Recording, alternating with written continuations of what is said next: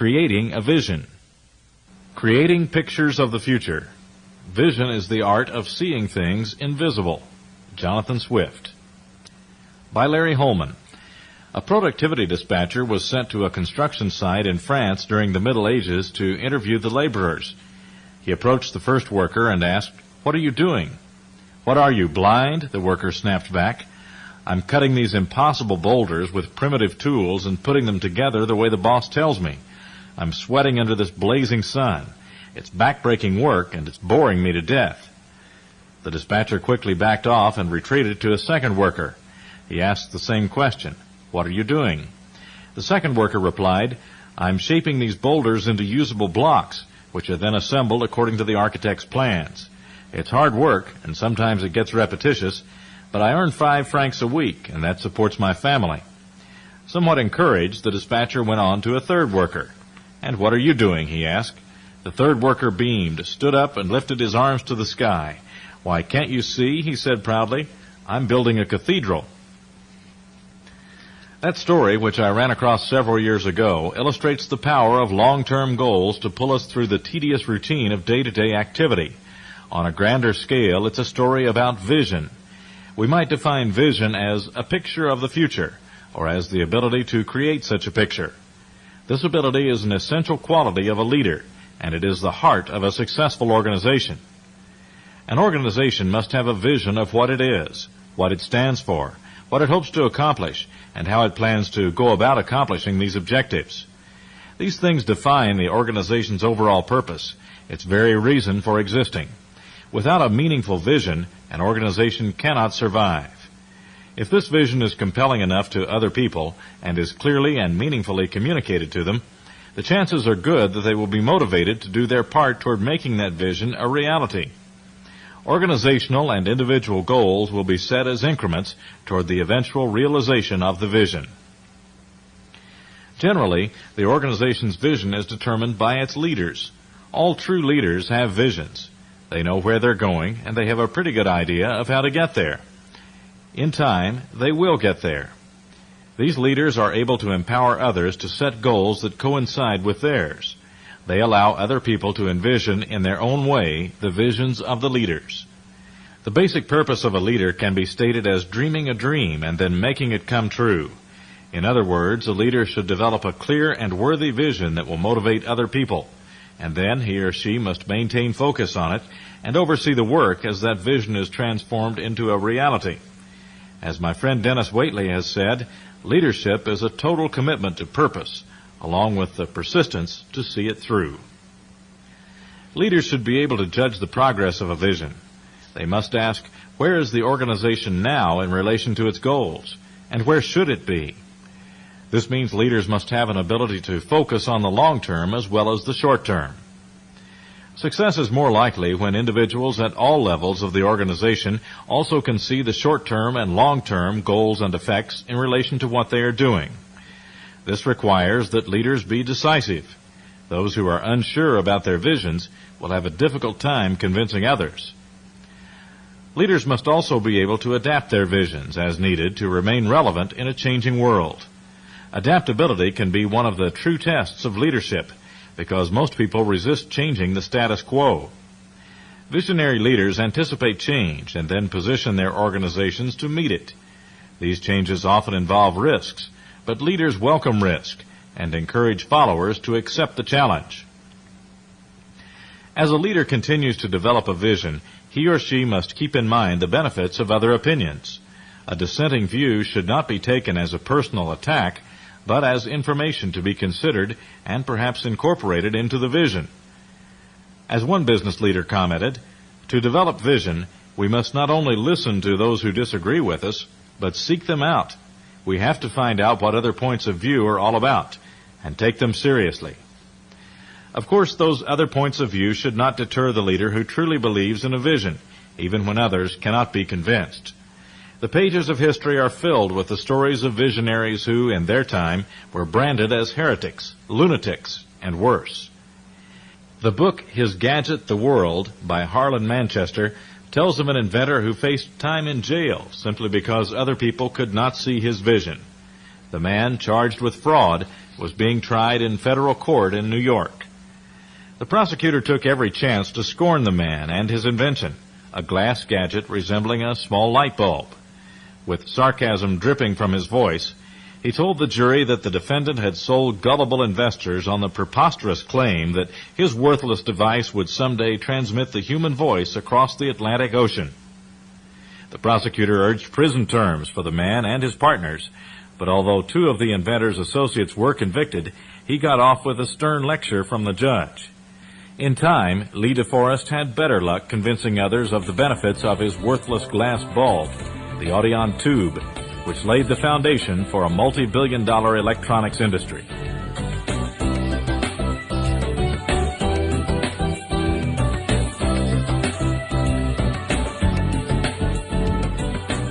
Vision, as seen by Stephen Covey.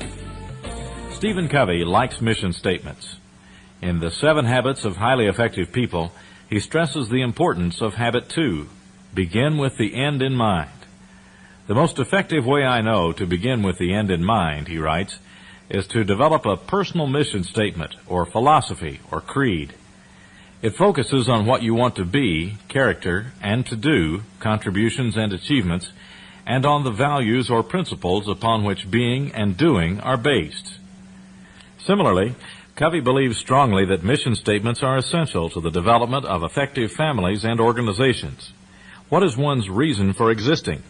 The answer will inform one's vision, which in turn can be communicated through a vision statement or mission statement. In a recent interview, Covey discussed his thoughts on such topics as creating mission statements, communicating an organizational vision, and getting people to buy into it as if it were their own vision. The question from Lessons in Leadership. In making a vision statement or mission statement, what is essential? Are there any traps to avoid in making such a mission statement?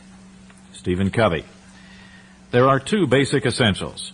First, that there is some kind of sense of what you're about, a clear picture of the end in mind. Call that a vision. Then the sense of how you go about it. That's the value system. Hopefully those values are based upon natural laws or principles. That is essential. So you write a mission statement so that it is timeless, that it will never change. In fact, as you mature, it may evolve and change as your consciousness and awareness grow. But you write it as if it will never change.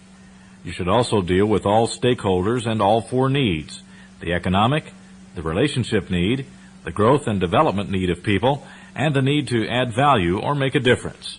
I call these to live, to love, to learn, to leave a legacy. The main traps to avoid are these 3. Don't announce them, don't rush them, and don't ignore them. In other words, they shouldn't just come from above, from Mount Olympus, and they're announced. They shouldn't be rushed. Everyone should be involved in the process. The process is as important as the content, and once they're developed, they should be used like a constitution, as the supreme law of the land by which all decisions are made. Lessons in Leadership. How do you keep vision from becoming dogmatic? Stephen Covey. By involving everybody. The initial vision may come from one person and from the unique gift of that one person. But that person needs to cultivate a relationship through example and through modeling and mentoring so that there's identification with that person's vision and people buy into it as if they had developed it themselves. Identification is as powerful a psychological process as involvement is. And if there is great respect for the visionary and the buy-in to the vision, it's as if it's your own vision. Lessons in Leadership. How do you synergize vision among all employees? Covey. There are many ways to do this. The key thing is that they are informed about what the reality is in and out of the industry, in the economy as well as in the business, and that they feel they are part of the process. It's kind of a top-down, bottom-up approach. Or you could have a bottom-up, top-down approach. You could develop a rough first draft mission statement, send it to everybody, and say, this is the best we could do, but we don't have your input. We need your input. What do you think? What are your views? And then when that input comes in, respect it. Adapt the mission statement accordingly. Little by little, people will say they're sincere, and then they will gradually begin to buy into it. particularly when they know that it will pertain to everyone, that no one is exempt from it. Lessons in leadership. Once a vision is shared, how does a leader sustain it? Covey, by living by it, himself or herself. No one is above these natural laws or principles. They ultimately control, not the so-called boss. So the boss has to model it, live by it, admit mistakes when the boss doesn't live by it, and then articulate it. Be the courageous spokesman of it. Let it be the criterion by which all decisions are ultimately made, like the Constitution of a country, which may invalidate state statutes because they are unconstitutional. Lessons in leadership. Would you explain the concept of future forward role images and its impact on leadership? Covey. Well, the role of the business is called the mission. The future forward role of the individual is their stewardship, which contributes to that mission. This future forward concept of vision and mission for an organization and the individual is the essence of leadership itself, particularly if you can get a culture where they all have the same vision and the same underlying value system. And it comes out of leadership, and it also informs and directs leadership. So it has enormous impact on leadership. But also, it is enormously impacted through that kind of proactive visionary, future-forwarding vision. Lessons in leadership. Please comment on collective vision and its importance to business and civilization. Covey. The great sociologist Emile Durkheim put it this way: when mores are sufficient, laws are unnecessary. When mores are insufficient, laws are unenforceable. When you get sufficient collective conviction around a value system and around a vision, you've got the essence of dynamic momentum into the future. And if it's also related to the wider conscience of society, you will have lasting impact. Hitler and the Third Reich had such a collective vision and such momentum, but did not have conscience. And it was so repugnant to the conscience of the international community, eventually it was destroyed. For many years, and even to this day, it has powerfully impacted our entire world. Lessons in leadership. What part does conscience play in developing personal and professional vision? Covey. It's fundamental, because I'm convinced that our missions, our visions, are more detected than invented. They're more a product of our conscience and what life is asking of us and what responsibilities have been given to us, what our stewardship really is, than it is a product of just our own imaginative, generative minds to produce it. In other words, we ask the question, what is life asking of us? Instead of, what is it we are asking of life? There are two different approaches to these questions. Viktor Frankl is a beautiful illustration in the death camps of Nazi Germany. He couldn't have any impact on his environment, but he could have an impact on his response to his environment by asking the right question, which was, what is life asking of me? And then he detected his responsibility, what he needed to do, his stewardship, and he responded to it. So conscience is supremely important. Conscience is also universal. It is the light that has been given to every person that comes into the world.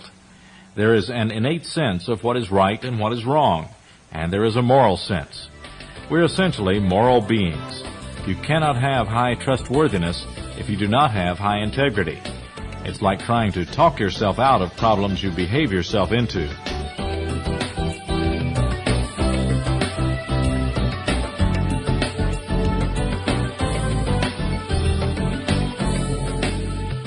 Organizational Vision as a Force Field by Margaret Wheatley.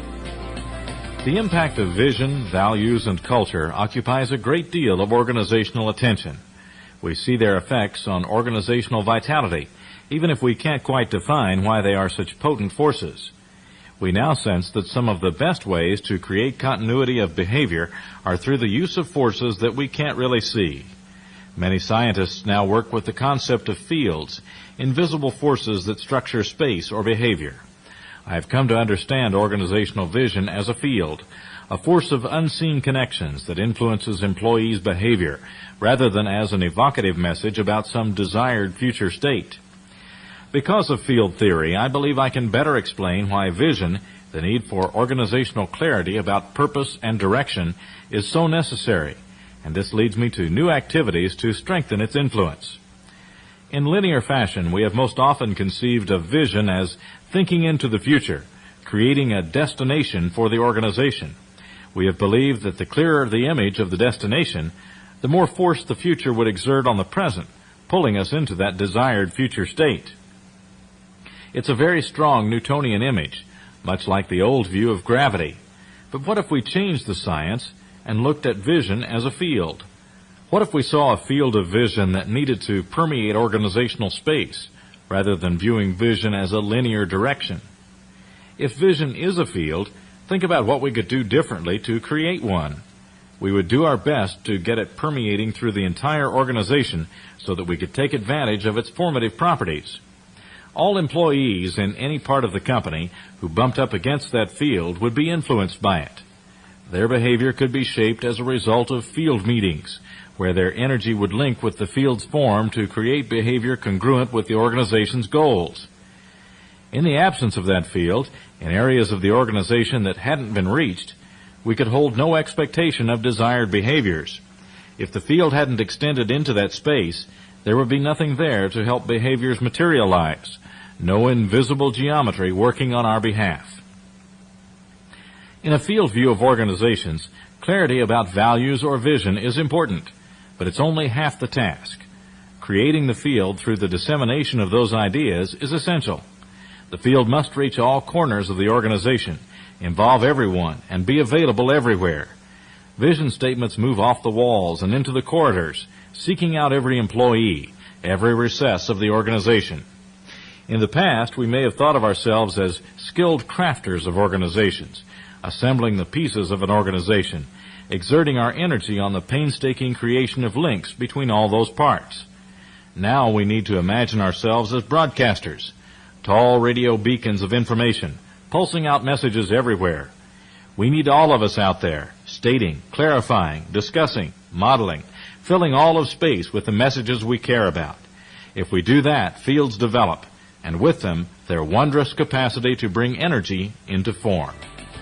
Excerpted with permission from Leadership and the New Science, Learning About Organization from an Orderly Universe, by Margaret J. Wheatley, 1992-1994, Barrett Kaler Publishers, San Francisco.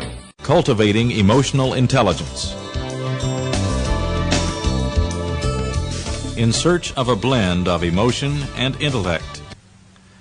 It's a phenomenon virtually every manager has experienced to one degree or another. You have two employees, one clearly gifted with high intellect, the other only average.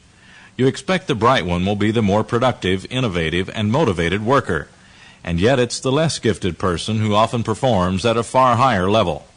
Why? What factors are at play when people of high IQ flounder and those of modest IQ do surprisingly well? I would argue that the difference quite often lies in the abilities called emotional intelligence, which include self-control, zeal, and persistence. So writes Daniel Goleman in Emotional Intelligence, 1995, Bantam Books, New York. The book makes a strong case for the importance emotion plays in overall intelligence, and why EQ is as crucial a factor as IQ in predicting success. Although the book's scope is society-wide, addressing what Goleman describes as our culture's collective emotional crisis, a creeping sense of emotions out of control, its insights are equally applicable on the relatively stable playing fields of the business world. The book's conclusions not only underscore the potential value in behavioral testing to assess candidates for employment, but also provide a framework to deal with the emotional subtleties and transactions that, when understood, can lead to greater cooperation and motivation. They also show the futile nature of trying to interact without a conscious awareness of the role emotion plays. Moreover, one of Goleman's most encouraging points is that emotional intelligence can be learned. The message is particularly timely given the current business climate with its emphasis on team dynamics and learning organizations, concepts that require far more communication and interpersonal skills than in the past. Emotional intelligence points to the necessity for people who can skillfully blend intellect with emotion, people who are beholden neither to emotional impulse nor intellectual remoteness. The virtuoso in interpersonal skills is the corporate future, Goleman writes, quoting Shoshona Zuboff, a psychologist at Harvard Business School. The author adds, imagine the benefits for work of being skilled in the basic emotional competences, being attuned to the feelings of those we deal with, being able to handle disagreements so they do not escalate.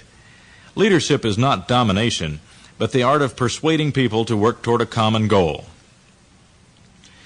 In the chapter Managing with Heart, Goleman discusses the manager's use of criticism, outlining common mistakes managers make, while also offering guidelines to what the author calls the artful critique, which can be a crucial factor in effective leadership. Goleman quotes a study in which inept criticism was ahead of mistrust, personality struggles, and disputes over power and pay as a reason for conflict on the job. Beyond its specific observations regarding leadership and management, the book is a valuable resource throughout. Emotional intelligence not only provides a rich understanding of emotional factors that can affect our thinking adversely, but also offers a framework for emotional growth, not in the quick fix manner of some self-help books, but in its studied, detailed approach. Goleman notes that feelings are essential guides to more meaningful thought and productive decision-making, guides, in fact, for every aspect of living. Those who are at the mercy of impulse, who lack self-control, suffer a moral deficiency. The ability to control impulse is the base of will and character, he writes. By the same token, the root of altruism lies in empathy, the ability to read emotions in others. Lacking a sense of another's need or despair, there is no caring. And if there are any two moral stances that our times call for, they are precisely these: self-restraint and compassion. That might sound like an idealized or romanticized view of the ideal mental state, but this book offers compelling scientific evidence that such a fusion of intellect and heart is not only desirable, but natural. Goleman devotes the first part of his book to a fascinating look at the functions of the brain, offering evidence that the brain itself is constructed in a way that can facilitate this blend of emotion and thought. For leaders, indeed for everyone in an organization where team concepts are valued, emotional intelligence is an excellent introduction to the role emotions play and the ways one can use them to advantage in creating healthy, productive results, both personally and professionally.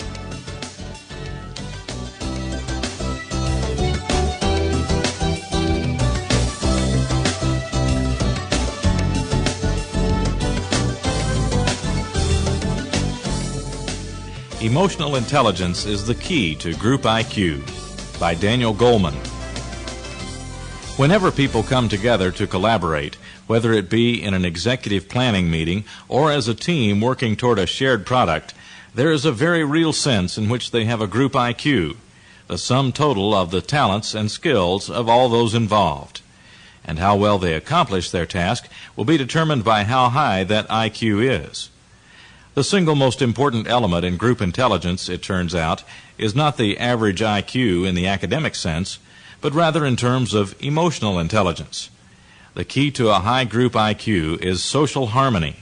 It is this ability to harmonize that, all other things being equal, will make one group especially talented, productive, and successful, and another, with members whose talent and skill are equal in other regards, do poorly. The idea that there is a group intelligence at all comes from Robert Sternberg, the Yale psychologist, and Wendy Williams, a graduate student, who were seeking to understand why some groups are far more effective than others. Williams and Sternberg relate their findings in Group Intelligence, Why Some Groups Are Better Than Others, in the 1988 issue of Intelligence. After all, when people come together to work as a group, each brings certain talents, say a high verbal fluency, creativity, empathy, or technical expertise. While a group can be no smarter than the sum total of all these specific strengths, it can be much dumber if its internal workings don't allow people to share their talents. This maxim became evident when Sternberg and Williams recruited people to take part in groups that were given the creative challenge of coming up with an effective advertising campaign for a fictitious sweetener that showed promise as a sugar substitute. One surprise was that people who were too eager to take part were a drag on the group, lowering its overall performance. These eager beavers were too controlling or domineering. Such people seem to lack a basic element of social intelligence, the ability to recognize what is apt and what inappropriate in give and take. Another negative was having dead weight, members who did not participate. The single most important factor in maximizing the excellence of a group's product was the degree to which the members were able to create a state of internal harmony, which lets them take advantage of the full talent of their members. The overall performance of harmonious groups was helped by having a member who was particularly talented. Groups with more friction were far less able to capitalize on having members of great ability. In groups where there are high levels of emotional and social static, whether it be from fear or anger, from rivalries or resentments, people cannot offer their best. But harmony allows a group to take maximum advantage of its most creative and talented members' abilities. While the moral of this tale is quite clear for, say, work teams, it has a more general implication for anyone who works within an organization. Many things people do at work depend on their ability to call on a loose network of fellow workers. Different tasks can mean calling on different members of the network. In effect, this creates the chance for ad hoc groups, each with a membership tailored to offer an optimal array of talents, expertise, and placement. Just how well people can work a network, in effect make it into a temporary ad hoc team, is a crucial factor in on-the-job success. Consider, for example, a study of star performers at Bell Labs, the world-famous scientific think tank near Princeton. The labs are peopled by engineers and scientists who are all at the top on academic IQ tests. But within this pool of talent, some emerge as stars, while others are only average in their output. What makes the difference between stars and the others is not their academic IQ, but their emotional IQ. They are better able to motivate themselves and better able to work their informal networks into ad hoc teams. The stars were studied in one division at the labs, a unit that creates and designs the electronic switches that control telephone systems, a highly sophisticated and demanding piece of electronic engineering. Because the work is beyond the capacity of any one person to tackle, it is done in teams that can range from just 5 or so engineers to 150. No single engineer knows enough to do the job alone. Getting things done demands tapping other people's expertise. To find out what made the difference between those who were highly productive and those who were only average, Robert Kelly and Janet Kaplan, who reported their findings in How Bell Labs Creates Star Performers in the July-August 1993 issue of Harvard Business Review, had managers and peers nominate the 10 to 15% of engineers who stood out as stars. When they compared the stars with everyone else, the most dramatic finding, at first, was the paucity of differences between the two groups. Based on a wide range of cognitive and social measures, from standard tests for IQ to personality inventories, there's little meaningful difference in innate abilities, Kelly and Kaplan wrote. As it develops, academic talent was not a good predictor of on-the-job productivity, nor was IQ. But after detailed interviews, the critical differences emerged in the internal and interpersonal strategies stars used to get their work done. One of the most important turned out to be a rapport with a network of key people. Things go more smoothly for the standouts because they put time into cultivating good relationships with people whose services might be needed in a crunch as part of an instant ad hoc team to solve a problem or handle a crisis. A middle performer at Bell Labs talked about being stumped by a technical problem, Kelly and Kaplan observed. He painstakingly called various technical gurus and then waited, wasting valuable time while calls went unreturned and email messages unanswered. Star performers, however, rarely face such situations because they do the work of building reliable networks before they actually need them. When they call someone for advice, stars almost always get a faster answer. Informal networks are especially critical for handling unanticipated problems. The formal organization is set up to handle easily anticipated problems, observed David Krackhart and Jeffrey R. Hansen, writing in Informal Networks, the Company Behind the Chart, in the July-August 1993 issue of Harvard Business Review. But when unexpected problems arise, the informal organization kicks in. Its complex web of social ties form every time colleagues communicate and solidify over time into surprisingly stable networks.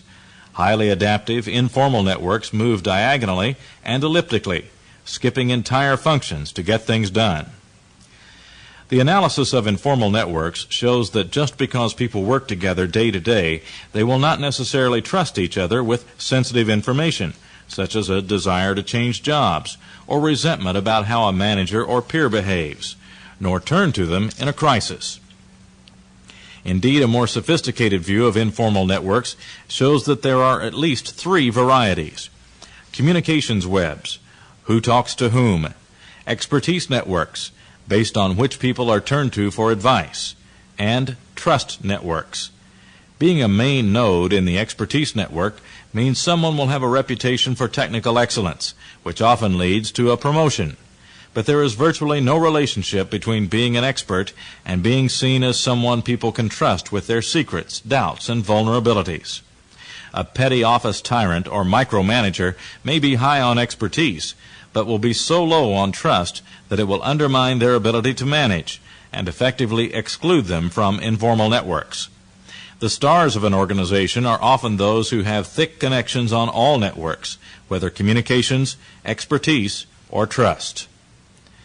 Beyond a mastery of these essential networks, other forms of organizational savvy the Bell Lab stars had mastered included effectively coordinating their efforts in teamwork, being leaders in building consensus, being able to see things from the perspective of others, such as customers or others on a work team, persuasiveness, and promoting cooperation while avoiding conflicts. While all of these rely on social skills, the stars also displayed another kind of knack: taking initiative, being self-motivated enough to take on responsibilities above and beyond their stated job, and self-management in the sense of regulating their time and work commitments well. All such skills, of course, are aspects of emotional intelligence. There are strong signs that what is true at Bell Labs augurs for the future of all corporate life, a tomorrow where the basic skills of emotional intelligence will be ever more important in teamwork, in cooperation, in helping people learn together how to work more effectively. As knowledge-based services and intellectual capital became more central to corporations, improving the way people work together will be a major way to leverage intellectual capital, making a critical competitive difference. To thrive, if not survive, corporations would do well to boost their collective emotional intelligence. Excerpted with permission from Emotional Intelligence by Daniel Goleman, 1995, Bantam Books, New York.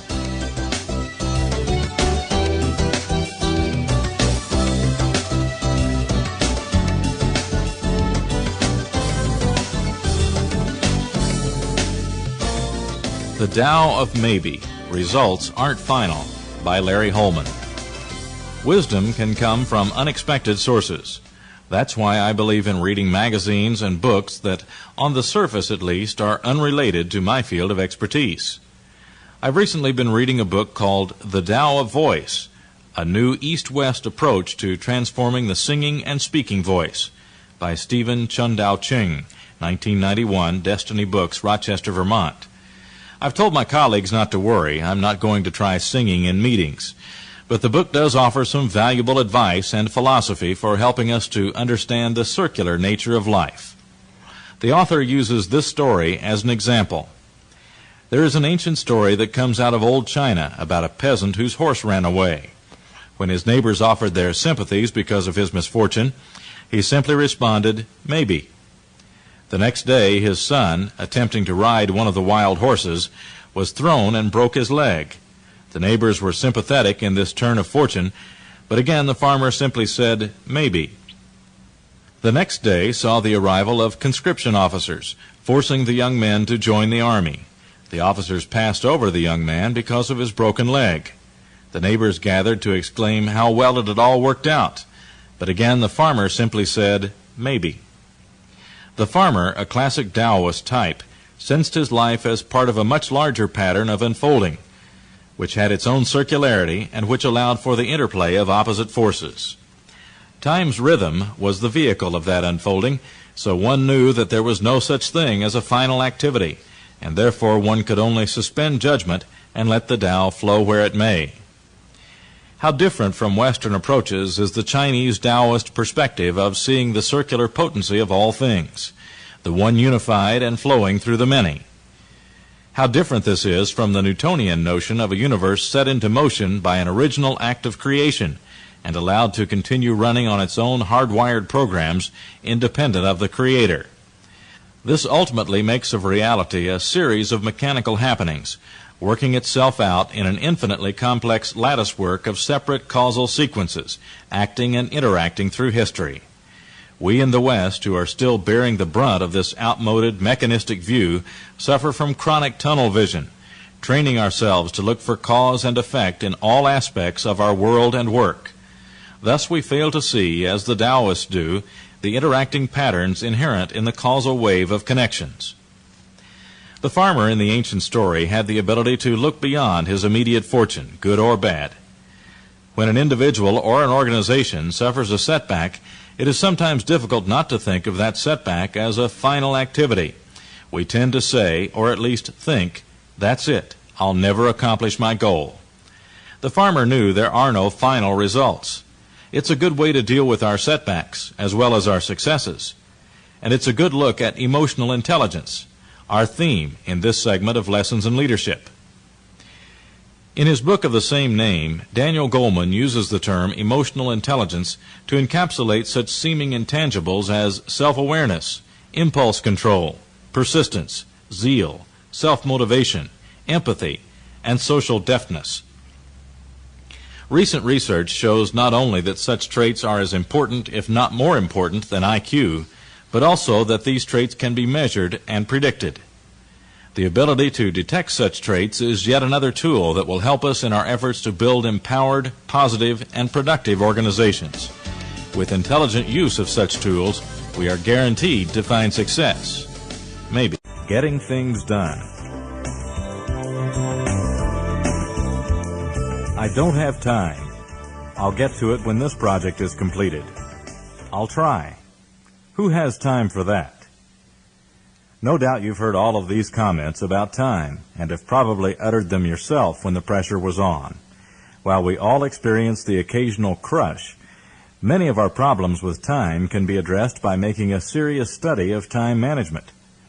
In this segment, you'll get a good start toward being more productive, taking control of your day, and taking control of your life. We'll also take a look at the problem-solving process as it relates to innovation. In The 7 Habits of Highly Effective People, Stephen Covey advises to begin with the end in mind. He's referring to proper planning and a clear idea of completed work. It's an excellent way to go about accomplishing a goal or completing a task. When you travel, you can't actually see your destination when you begin your journey. But if you head in the right direction, make the necessary course corrections, and just keep going, you can feel confident you'll get there. The principle works whether you're driving the family car on a vacation or tackling a big project at work. Unfortunately, some people are so frightened or confused by big projects that they have trouble beginning at all. It's too big a job. I'll never get it done on time, they say. Or even more often, they say, I just don't know where to begin. If you practice good, strong self-leadership, you'll recognize that the beginning of the project is wherever you say it is. Your first idea may not be a big part of the final product, but it is a start, and that's what you're searching for at a time when a big project looks so intimidating. In Sales Secrets from Your Customers, Barry J. Farber offers some good tips for getting started when you're stalled. Try the do one more principle, Farber writes. Whenever things start getting tough or an obstacle appears, there is one thing you can do that doesn't take any kind of special talent, and that is work a little bit harder, stay one extra hour, make one more phone call, write one more thank you note, do just one more activity than you think you can. Customers will sense that extra effort, and it will pay off in the end. If you need another incentive, use the 10-minute rule. Tell yourself that you will spend the next 10 minutes working on the project. If you can complete 10 minutes of work, your self-imposed rules will allow you to stop and move on to something else if you want. The energy lift you will feel by just getting started at all is amazing. In almost every case, you will continue working productively on the troublesome project for a far longer period, feeling better and better about your work as you go. Here are 5 steps that will help you get things done and done well. 1. Think. 2. Outline. 3. Draft. 4. Revise. And 5. Move ahead. First, think. The boss enters an office and finds an employee staring out the window. "What are you doing?" the boss asks. "Just thinking," the employee replies. "Well, cut it out and get back to work," the boss roars. "We don't have time for that around here." It may be a high-tech world, but don't discount the old-fashioned methods. In his classic personal development audio cassette series, Lead the Field, the late Earl Nightingale recommended taking 1 hour a day, 5 days a week, to exercise the mind. "You don't even have to do it on weekends," Nightingale said. "Pick 1 hour a day that you can count on fairly regularly. The best time for me," he said, "is an hour before the others are up in the morning. The mind is clear, the house is quiet, and, if you like, with a fresh cup of coffee, this is the time to start the mind going. A quiet house, a fresh cup of coffee. What a great setting to do some great thinking." You may have a different idea about time and location, but you do need to find that time and place where your mind can go to work without interruption. Break through the barrier that has caused thinking time to be labeled idle time. It's just the opposite. Find the time to think and record your ideas. You may discover that over the long term, you'll be more productive during that period than at any time during the day. Merrill E. Douglas and Donna N. Douglas, authors of Manage Your Time, Your Work, Yourself, remind us that much can be accomplished in short increments. Do not be overly concerned if you do not have much time each day to devote to your goals, they write. Even 15 minutes a day can make a tremendous difference in your life. In 15 minutes a day, you can learn a foreign language, trace your family history, learn to play a musical instrument, or read a good book. 15 minutes a day add up to over 90 hours each year. That's the equivalent of 2 full work weeks. Minutes do count.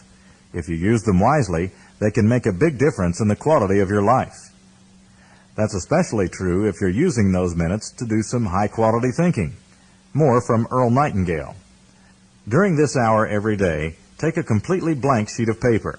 At the top of the page, write your present primary goal, clearly, simply. Then, since our future depends upon the way in which we handle our work, write down as many ideas as you can for improving that which you do now. Try to think of 20 possible ways in which the activity that fills your day can be improved. You won't always get 20, but even one idea is good. You're probably facing a situation right now, a project at work, a job search, a personal problem, in which you could use one good idea. Do you really think you'll come up completely empty if you set aside that regular time to think hard about the problem? Outline. Once the ideas begin to come, you'll need to organize them. The principle of breaking a big job down into several smaller ones has long been effective in fighting procrastination and a lack of productivity. Again, you don't need to have the final destination in sight. You just need to know you're moving in the right direction. Many people report feeling real physical relief after they've organized a project into smaller segments. Make an outline, just as you did in grade school, with major topics 1, 2, and 3, and subtopics A, B, C, and so on. With each division of tasks, the entire job will seem less intimidating. Set deadlines for completing each segment of the job. Draft. Get ideas down on paper or into a computer. You'll be more organized, and you'll feel much better about the entire project, because your notes will be a tangible product of your work. Perfectionism often appears at some point in this process. How long will it take you to be perfect? How much time will you consume by trying to do perfect work? Do you think perfection is a realistic goal? Of course it isn't. Concentrate on doing your best work, not perfect work. If you've found time to think, you will arrive at your best work much quicker than if you agonize over work that is less than perfect. What if you're just not in the right frame of mind? Merrill and Donna Douglas have some excellent advice for beating a bad mood. There is usually some aspect of the task that will fit your current mood. You may not feel like papering the kitchen today, but you might at least be willing to select the wallpaper. Ask yourself, is there anything, no matter how small, that I am willing to do? Once you find something you're willing to do and do it, you're on the way to making your moods work for instead of against you. Keep a notepad or a recorder with you so that good ideas won't be lost. You can organize them at a later time, but the simple act of writing or recording them will let you know you are indeed at work. And as long as you are coming up with good ideas, you are in fact making good progress toward completion of the work. Revise. Now you're ready for some fine-tuning. You've already divided the entire project into smaller segments. Now just divide the segments. You'll find that many of the solutions have already occurred to you because you've been thinking. By this stage, you'll be looking at the details that will complete the job. This is also a good time to make sure that anyone else who has to be involved is up to date. For example, if you use an outside company to print a publication, all your efforts toward completing the copy won't do much good if you're not on the printer's calendar in time to meet your deadline. Move ahead. Break through your comfort zone and cut down cycle times. The San Diego Home Builders Association produced a video in which a house is constructed from start to finish in less than 3 hours. Yes, it is possible. It wouldn't be practical to build every house in 3 hours, but if it is possible under the right circumstances, do you think a 3-month project could be done in 2 months? Wouldn't an extra month be valuable to you and your company? Innovation and problem solving. Innovation is a continuous process, not a been-there, done-that event. Today's most innovative companies must continue their creative thinking, or they will be tomorrow's dinosaurs. Resting on today's successes is not an option. Consider these examples of limited thinking that led to obsolescence, and of companies that succeeded because they were able to think creatively in new areas. No stagecoach company ever became a major railroad. No buggy producer a major automaker. No railroad a major bus company. And no railroad or bus company a major aircraft company. Yet, if these companies had seen themselves as being in the transportation business rather than taking a more limited view, they would have been innovators. The most successful innkeeper in the world, Holiday Inn, was not started by experienced hotel people. Underwood didn't see IBM's electric typewriter as a serious competitive threat. Chrysler didn't react fast enough to the decline of the gas guzzler, and until recently, many other U.S. automakers suffered from the same problem. We can look at innovation as problem solving. Often, innovative individuals and organizations solve problems before the rest of the world even realizes such problems exist. While the problems or challenges that we face are becoming increasingly more sophisticated, the basic problem-solving process hasn't changed. The following step-by-step process is widely accepted in a variety of disciplines. 1. Problem sensing or problem awareness. We need to sharpen our abilities to sense problems as they begin to appear. Being sensitive to changing conditions can result in the detection of a problem before it gets out of hand. 2. Gathering the relevant data. Once a problem is sensed, take time to gather any data about the problem. 3. Defining the problem.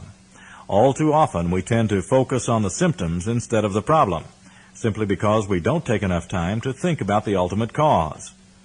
A good technique for arriving at the root problem is to define it initially and then ask, is this the real problem, or is there a deeper problem at work? When no deeper problem can be identified, then perhaps the main problem has been defined. 4. Listing alternative solutions. List as many possible solutions as you can. At this point, don't throw out the silly solutions, because they can often lead to better ones. This step and the previous one call for creative thinking, but unfortunately one or both steps are often skipped. 5. Selecting the best solution. The chances of finding a good solution to a problem are much better when adequate time has been spent on the first 4 steps. Overlooking or underestimating important steps often leads to the same old solutions, which never seem to work quite well enough. 6. Taking action. No matter how impressive the groundwork is, there is no benefit if no action is taken, unless it's one of those cases in which no action is actually the best solution. Once you've found the solution, employ it. Problems are the lifeblood of innovation. Find a problem, figure out how to solve it, and you are being innovative. Talk about getting things done.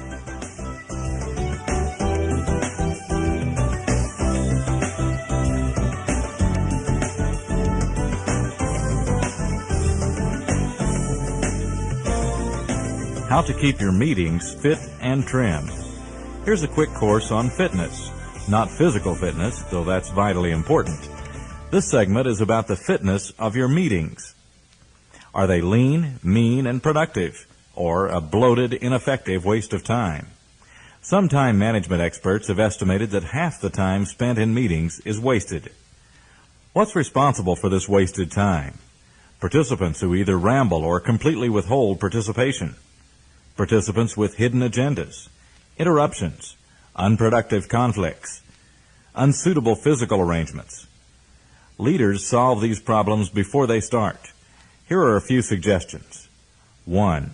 Ask, is the meeting necessary? Many meetings are simply not worth the time. The regular staff meeting that has always been held, and meetings held to spread the accountability for a decision, many times a minor one, very often waste everybody's time. If the answer to this question is no, you've saved some time, maybe a lot. 2. Plan the meeting. A meeting's purpose, with rare exceptions, should be defined clearly and communicated to participants in advance. This is best accomplished by an agenda. One technique is to put agenda items in question form. For example, instead of the agenda item, distribution of assignments on the Chicago proposal, try, what do you want to be responsible for on the Chicago proposal? 3. Look closely at who should attend. Peter Drucker, in his book The Effective Executive, refers to one financial executive who routinely asked all his direct subordinates to every meeting because he feared that uninvited people would feel left out. He decided to cut attendance without slighting the status needs of his subordinates by using a printed form that lists those invited to the meeting, the place, the time, and topics to be discussed, followed by this message. Please come if you think that you need the information or want to take part in the discussion, but you will in any event receive right away a full summary of the discussion and of any decisions reached, together with a request for your comments. Only those needed should attend a meeting. If input is needed from a participant on only one agenda item, that person should be asked to drop in only when this item comes up. Unnecessary attendance wastes everyone's time. The larger the group, the more irrelevant questions will be asked, often only for the sake of appearances. In any case, a great number of participants hinders direct communication and makes it more difficult to bring the meeting to closure. 4. Carefully consider the timing of the meeting. Obviously, it is unproductive to schedule a meeting at a time when key participants can't be available. It may be equally unproductive, however, to schedule the meeting at certain times of the day, even though all necessary persons can attend. For example, a meeting scheduled immediately after lunch often wanders, because participants are often experiencing a lull in their energy level, and because there is less time pressure to end the meeting before quitting time. Meetings scheduled an hour before lunch or an hour before quitting time are likely to end within a reasonable time. Participants concerned with getting away on time will be more inclined to stick to the main purpose of the meeting. 5. Consider the meeting's location and physical arrangements. The meeting should be conducted in a place that is comfortable and free of noise and distractions. Needed equipment should be readily available. If the meeting is for problem solving or brainstorming, a circular arrangement is usually more conducive to getting input from all present.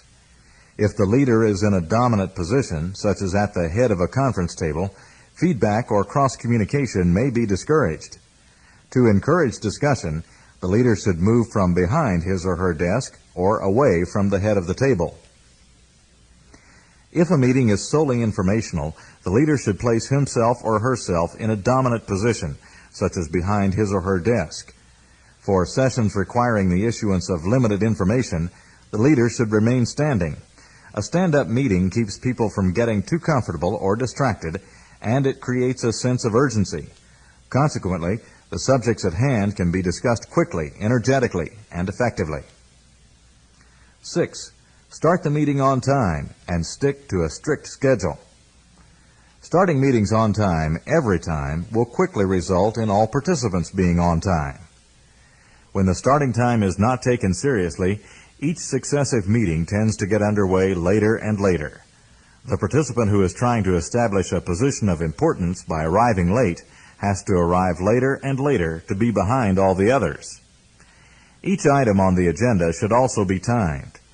This encourages the leader or presenter to get to the point and finish on time. In rare cases, when an unanticipated twist comes up, the meeting leader can allow the discussion to run over the time limit. Setting time limits on each item, however, keeps everyone aware of the importance of each item and discourages irrelevant discussion or giving more time to a particular topic than it is worth. 7. Take charge during and after the meeting. Keep the meeting productive by redirecting off-the-track discussion, summarizing, testing for consensus, and heading off unproductive conflict or the addition of special interest items to the agenda. Discourage the practice of coming and going, except for invited presenters on specific points. Have messages and phone calls screened for later handling. End the meeting on time, unless an overrun is absolutely necessary.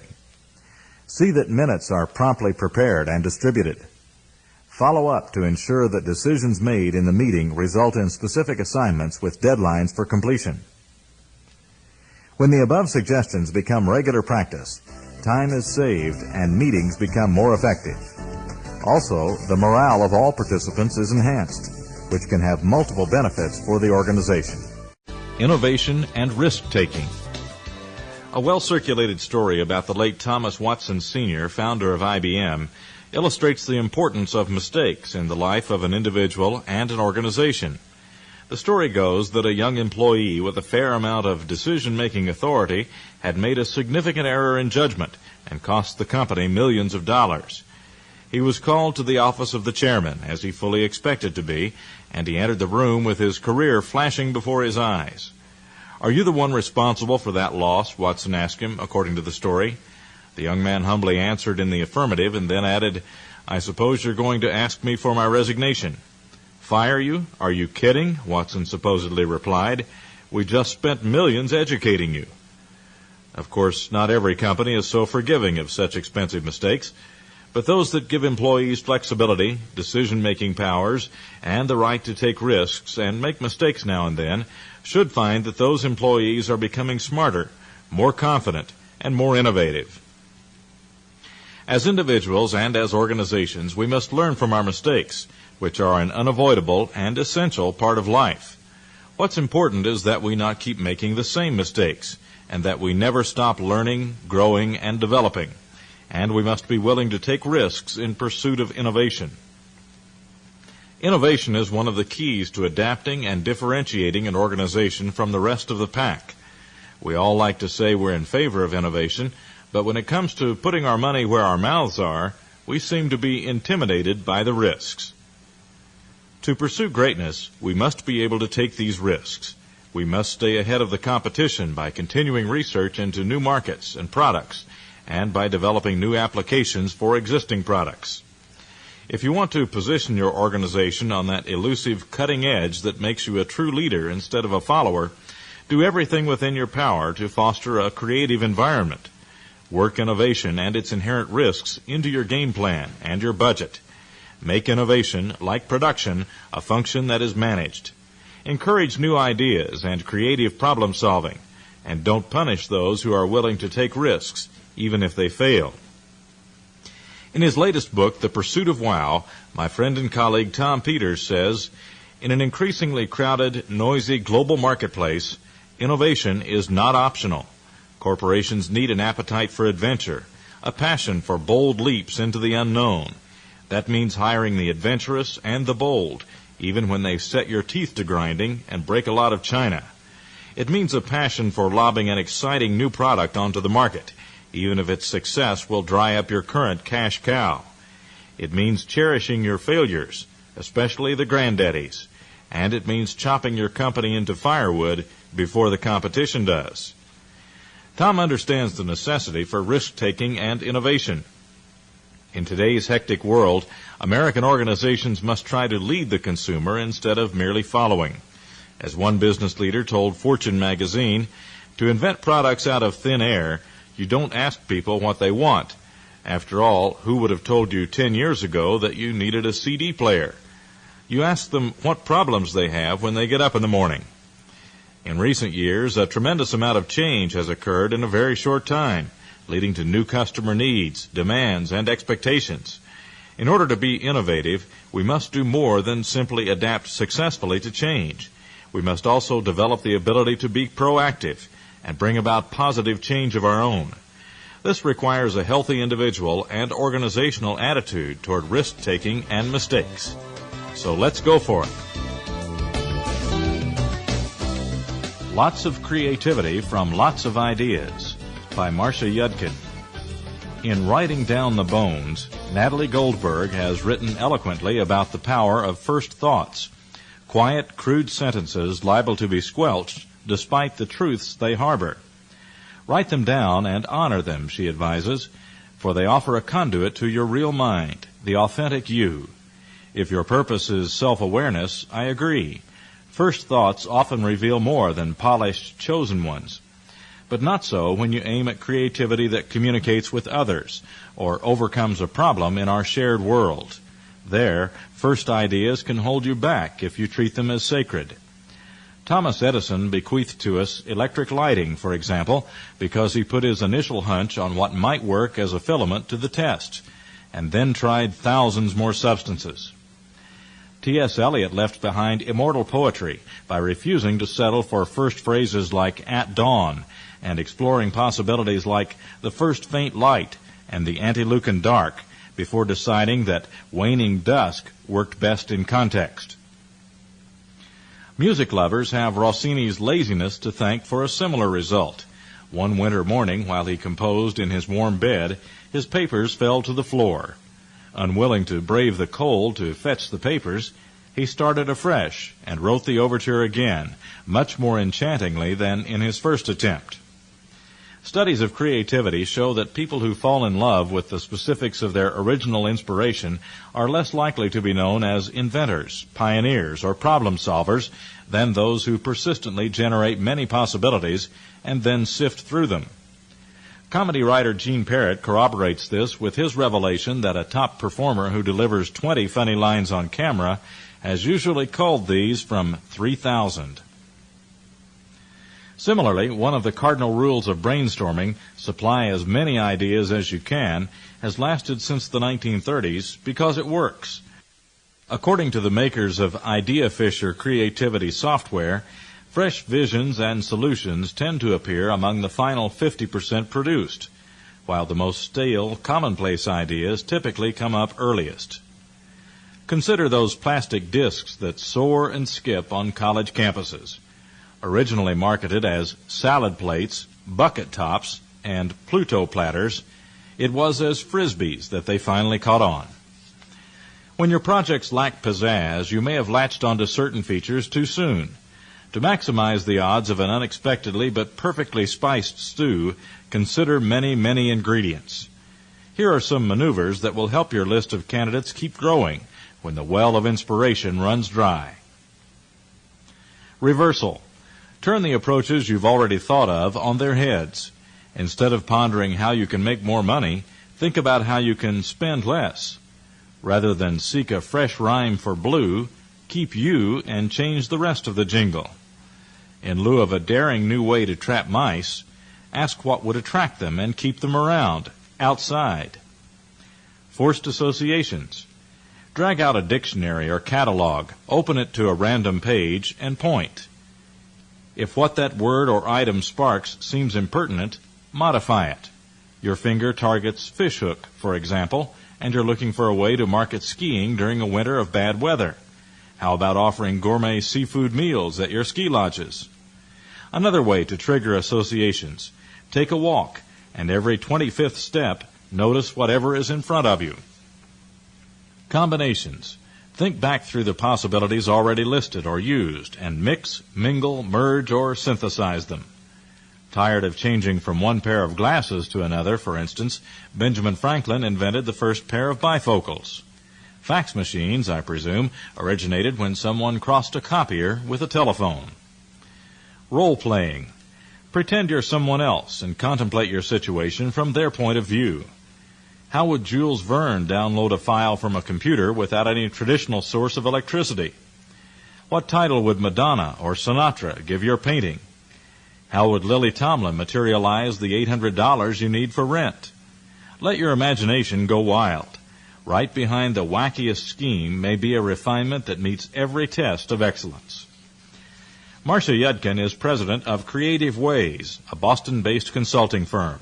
She can be reached by phone at 617-871-1577.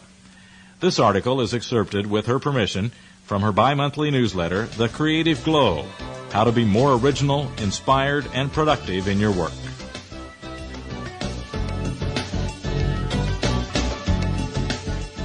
Phrases that kill creativity. The American Heritage College Dictionary defines innovation as the act of introducing something new. In order to introduce something new, of course, that something must first be created. Therefore, it stands to reason that innovation requires creativity. Sadly, the environment in many organizations is not conducive to creativity, and in fact may serve to kill it. As leaders, in title or in function, we need to find ways to foster creativity, not kill it. So we should watch what we say when presented with new ideas. The following list comes from Dave Dufour, head of Act Two Associates Incorporated in Elkhart, Indiana. Dufour says the list is one that he picked up someplace and modified for use in some presentations I do on creativity. He adds, "These are typical phrases you'll hear in committee, staff, and other supposed brainstorming sessions that end up going awry. These phrases eventually stifle any creative thinking in a group because they destroy the part of brainstorming that allows good ideas to sprout from the offbeat or bad idea. People end up thinking alike and or stop contributing to the group because they can't be free to come up with ideas that don't get shot down." Once you recognize the phrases that kill creativity, you'll be better prepared to fight them, thus keeping both creativity and innovation alive. As Dave Dufour says, I encourage people to take this list with them into meetings so they can be the creativity cops, so to speak. Here's the list of phrases that kill creativity. We tried that before. Our place is different. It costs too much. That's not my job. They're too busy to do that. We don't have the time. Not enough help. It's too radical a change. The staff will never buy it. It's against company policy. The union will scream. Runs up our overhead. We don't have the authority. Let's get back to reality. That's not our problem. I don't like the idea. You're right, but you're 2 years ahead of your time. We're not ready for that. It isn't in the budget. Can't teach an old dog new tricks. Good thought, but impractical. Let's give it more thought. We'll be the laughingstock of the industry. Not that again. Where'd you dig that one up? We did all right without it. It's never been tried before. Let's put that one on the back burner for now. Let's form a committee. I don't see the connection. It won't work in our plant or our office. The executive committee would never go for it. Let's all sleep on it. It can't be done. It's too much trouble to change. It won't pay for itself. It's impossible. I know a person who tried it. We've always done it this way. Top management won't buy it. We'd lose money in the long run. Don't rock the boat. That's what we can expect from the staff. Has anyone else ever tried it? Let's look into it further later. Quit dreaming. That won't work in our school. That's too much ivory tower. it's too much work. Listen for those phrases in your meetings and keep the creativity cops on duty. Pursue innovation by attacking yourself. The key to continued innovation and success in today's chaotic marketplace is to attack yourself before your competitors do. That's the message put forth by Richard N. Foster in Innovation, The Attacker's Advantage, 1986, Summit Books, New York. Foster, director of the renowned McKinsey & Company management consulting firm, spent years studying what he calls the economics of innovation and the dynamics of competition. The patterns he found reiterate something that has become a common cry of management authorities. Success can be hazardous to an organization's health, and willingness to change is the best insurance against creeping obsolescence. Foster writes, these patterns suggested that in most cases it is companies with new ideas and approaches, not entrenched large ones, that collectively have the advantage, the attacker's advantage. They must be close to ruthless in cannibalizing their current products and processes just when they are most lucrative, and begin the search again, over and over, like the mythical phoenix, a bird that periodically crashed to earth in order to rejuvenate itself. Like McKinsey alum Tom Peters, Foster is a staunch advocate of the if it ain't broke, then break it philosophy. He buttresses his argument with numerous case studies involving a wide range of industries in which the market leader was unseated by changes that only seemed to have come overnight. He points out that it is useless and misleading for companies to label their business as either high-tech or low-tech. Even seemingly low-tech companies in today's marketplace are ultimately limited by technology, by the processes that allow them to produce whatever it is they sell. Technology is playing a major role in the creation of products as simple as orange juice and shampoo, as well as more complex ones like computer chips and the artificial heart. It's my feeling that as much as 80% of all manufacturing industries and a large portion of all service industries will see major technological changes before the year 2000, Foster writes. We are living in an age of discontinuity, and in an age in which the risk to industry leaders has never been greater. The companies that are able to sustain their success, the attackers, will be those who are able to recognize their limits, the author says. Technological discontinuities develop when, despite an increasing outlay of funds for development of a particular product or process, further progress becomes extremely difficult or impossible. When the limits of a technology have been reached, it's time to pursue progress through a new knowledge base. Foster argues that companies can become adept at recognizing and changing their limits by understanding the concepts of the S-curve, a graph of the relationship between the effort put into improving a product or process and the results one gets back from that investment, the attacker's advantage, and discontinuities. Companies must become proficient at the management of discontinuities, which places more responsibility than ever before on the processes of research and development. None of this is easy, Foster acknowledges, and it won't happen unless the chief executive replaces his search for efficiency with a quest for competitiveness. Since the publication of Innovation, The Attacker's Advantage, the tides of change have already made some of the book's technical references sound almost quaint. For example, Foster writes of the then encroaching effects of the compact disc on the recorded music market. This has already occurred, of course, and that means Foster's book has already become obsolete in some respects, which probably proves his point. The underlying concepts remain valid and as challenging to the status quo as they've ever been. A global view. For global success, be prepared and informed. In Turmoil and Triumph, My Years as Secretary of State, George Shultz describes a dinner in Tokyo with the Japanese foreign minister following a very long plane ride from Washington. All in the U.S. contingent were bone-tired, and some could barely stay awake. I saw Paul Wolfowitz, the new Assistant Secretary for Far East Affairs, with his chin on his chest. He was passed a note during dinner that read, Rule 1 for a new Assistant Secretary, never fall asleep during the Secretary's toast. Paul later asked the note passer, an experienced Foreign Service officer, how he managed to stay awake. I have been sitting on my fork, he replied. Diplomacy is a cagey craft. It is that, and as business becomes increasingly global in scope, it is a craft that will be essential to business success, just as it has been crucial to relations between governments. For many Americans, it is necessary to get past first impressions that are often based on insufficient knowledge or stereotypes. William H. Sullivan, who served as an ambassador under Presidents Johnson, Nixon, Ford, and Carter, noted that in the first 35 years after World War II, pundits had difficulty in describing our international stature.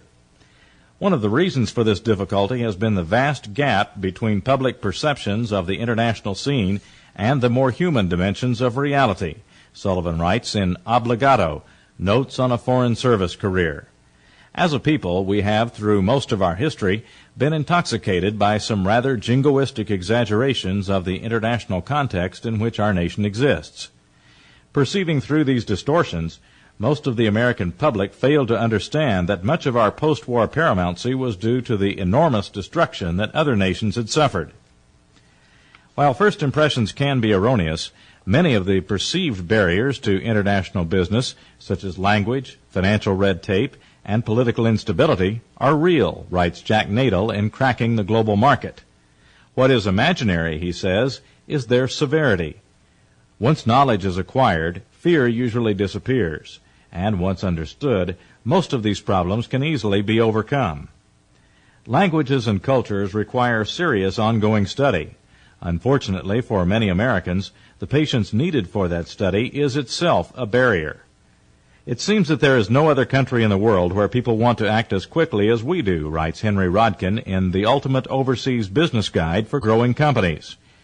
In some places, our apparent desire for speed and efficiency is quite often seen as impatience, or as crude, unmannered, and even a bit barbaric behavior. In World-Class Negotiating, Deal-Making in the Global Marketplace, authors Donald W. Hendon and Rebecca Angeles Hendon write that successful international negotiators understand and work effectively with the decision-making processes peculiar to the countries they're dealing with, possess a keen intuitive sensitivity in an intercultural situation, can communicate effectively with their local counterparts, have a personal stability, a sense of inner security, and the ability to handle stress on the job. International business certainly has been affected by recent rapid advances in technology and transportation, but the long-standing necessity for skillful preparation and communication remains vital to success. And if you're suffering from jet lag at an important business dinner, make good use of your fork. Sleeping through the meeting isn't considered good manners anywhere. Globalization in the Information Age by Larry Holman. This is an exciting time in the information age, a time of increasing globalization when the world does indeed seem to be getting smaller. I made an around-the-world tour from Lexington, Kentucky to Seoul, South Korea, with more than a dozen stops in between to promote the first worldwide Lessons in Leadership series. Almost everywhere I went, whether to speak to a group in Johannesburg or to have dinner in Bangkok, questions were being discussed about how globalization will change our lives. I'm an optimist, and by nature an excitable one. I'm both optimistic and excited about how globalization, particularly as it relates to information, will enhance our businesses and our lives. I agree with business trend analyst John Nesbitt that telecommunication is the force that is driving the current global economy. I also believe globalization will result in new markets and new types of employment. Individuals, corporations, and countries working in concert with one another, often from great physical distances, will reap new rewards. By expanding the distribution of information globally, cultures will be enriched and opportunities for learning will be enhanced. That excites me. The first Worldwide Lessons in Leadership series, a 4-part program spanning more than 40 countries worldwide, is an appropriate symbol for my excitement. That series connected with closed-circuit locations in North America, South America, Europe, Australia, Asia, and Africa. The program featured the world's most renowned authorities on leadership. Dr. Stephen Covey, author of The 7 Habits of Highly Effective People, Dr. Tom Peters, author of The Pursuit of Wow, and Dr. Peter Singhi, author of The Fifth Discipline. It was certainly an incredible opportunity for global learning and the exchange of ideas. I also believe globalization will bring leadership challenges as well as excitement. Author Jeremy Rifkin, in his book The End of Work, points out that the road to a new age of global markets could lead to a terrible abyss unless leadership effectively prepares for it. It could perpetuate growing numbers of workers cast off by the marketplace due to radical transformation in the way the world does business. Globalization will certainly create greater and more complex demands on leaders with the need for different approaches and incentives. In the past, many leaders shaped their organizations based upon their personal experience, belief system, and management style. In the new era, leaders will be challenged more to manage relationships. Leadership will include the ability to work effectively in interacting with a diversity of partners and other businesses, and within the larger context of differing cultures. In this increasingly complex world, leaders will also be required to function within the context of an incredible rate of change, coming in part from the tsunami of information and technological advances headed their way.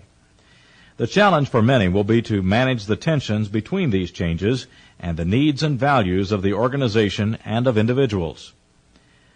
My recent global trip gave me insights into one aspect of this phenomenon. I get very excited about business, and I don't hesitate to show it. While trying to adapt to what I thought were more traditional, reserved methods for doing business in different countries, I received some important advice. Be yourself. Although it is important to observe and honor the varying cultures, you have to be you. After several meetings in which I just tried to be myself, and in which I let my excitement show, I got the results I wanted, and feedback that valuing my own style was not only successful, but also appreciated. From this I learned an important lesson as a leader. While information globalization may signal unlimited transformation, there are some qualities that are important to keep the same.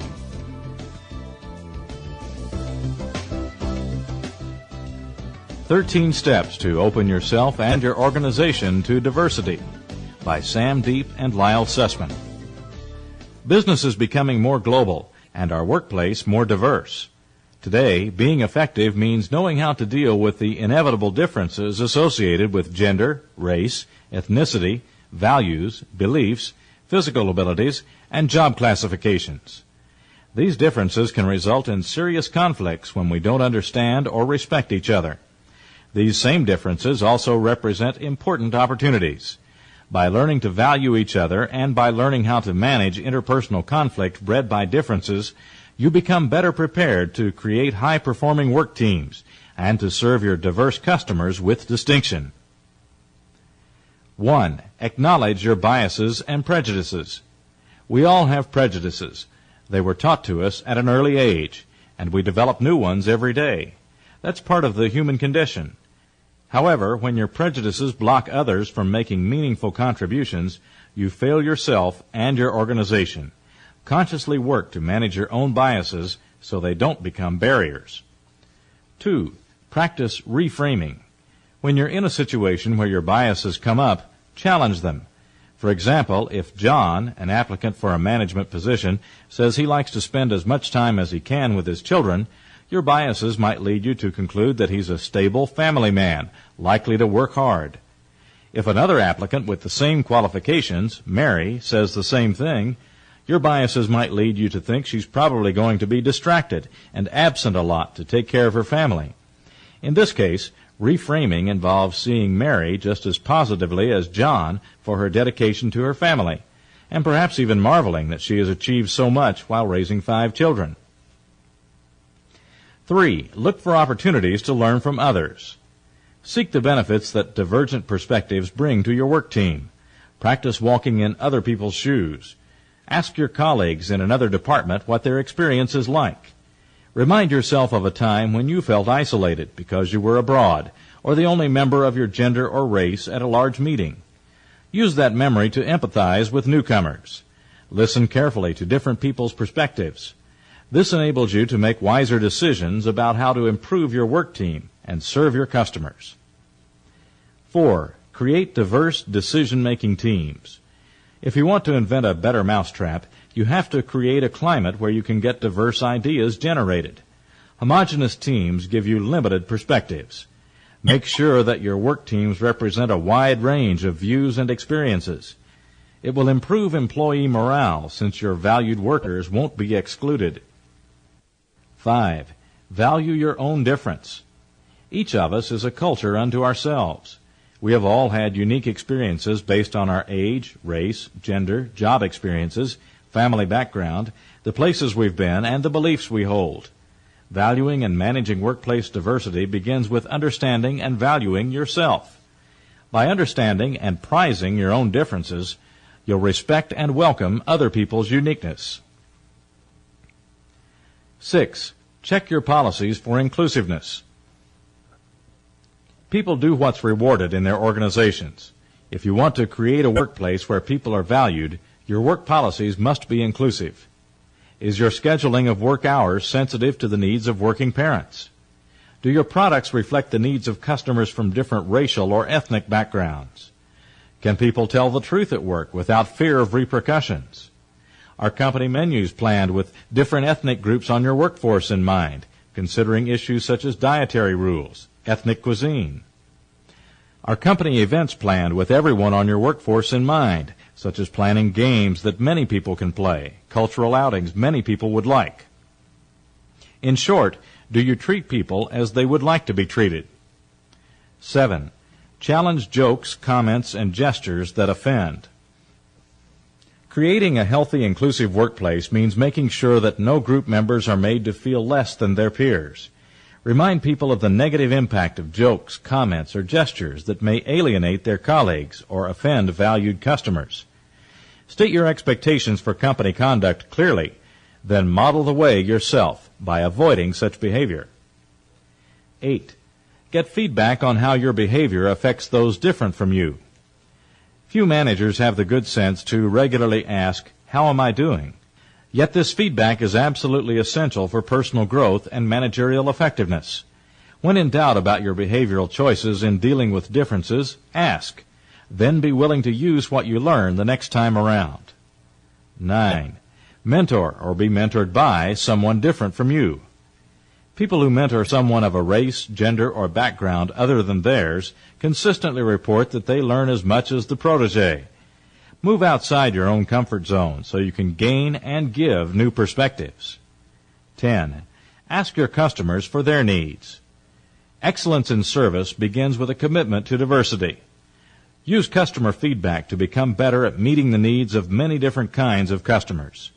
Your products and services will be sought by a wider range of customers. In addition, your organization will become the place of choice for a broader scope of talented employees seeking to make their fullest contribution. 11. Be inclusive in your use of language. Look for how your language and the language of your employees send exclusionary messages. For example, when businesswomen get mail addressed sir or gentleman, they're reminded of their difference from the norm and feel excluded because of it. The woman in the hard hat who broke barriers by getting on a construction team is told the same by a sign that says, "Men at work." The man in your hospital who happens to be a nurse, or the man in your office who happens to be a secretary, hears the same exclusionary message when he's identified as a male nurse or male secretary. Consider the woman working to support her kids who is labeled working mom, while her male counterpart is never called a working dad. 12. Assume other people's experiences are valid for them. Communicate in a way that sends the clear message, "This is how I see things, and I want to learn how you see things." When you insist on getting everyone to see things your way, you miss opportunities to learn from others. Rarely is someone's perspective right and someone else's wrong. It's usually a matter of different experiences leading to different perspectives. 13. Challenge the status quo. The gift of valuing diversity is that it opens your mind to change. It empowers you to be more creative and more adaptive to your environment. Take advantage of these gifts by welcoming change in yourself and in others. Reward those who bring new ideas and perspectives to the table. Constantly look for opportunities to experiment, take risks, and empower others to act in new ways. Many of the secrets of innovation and excellence are rooted in diversity.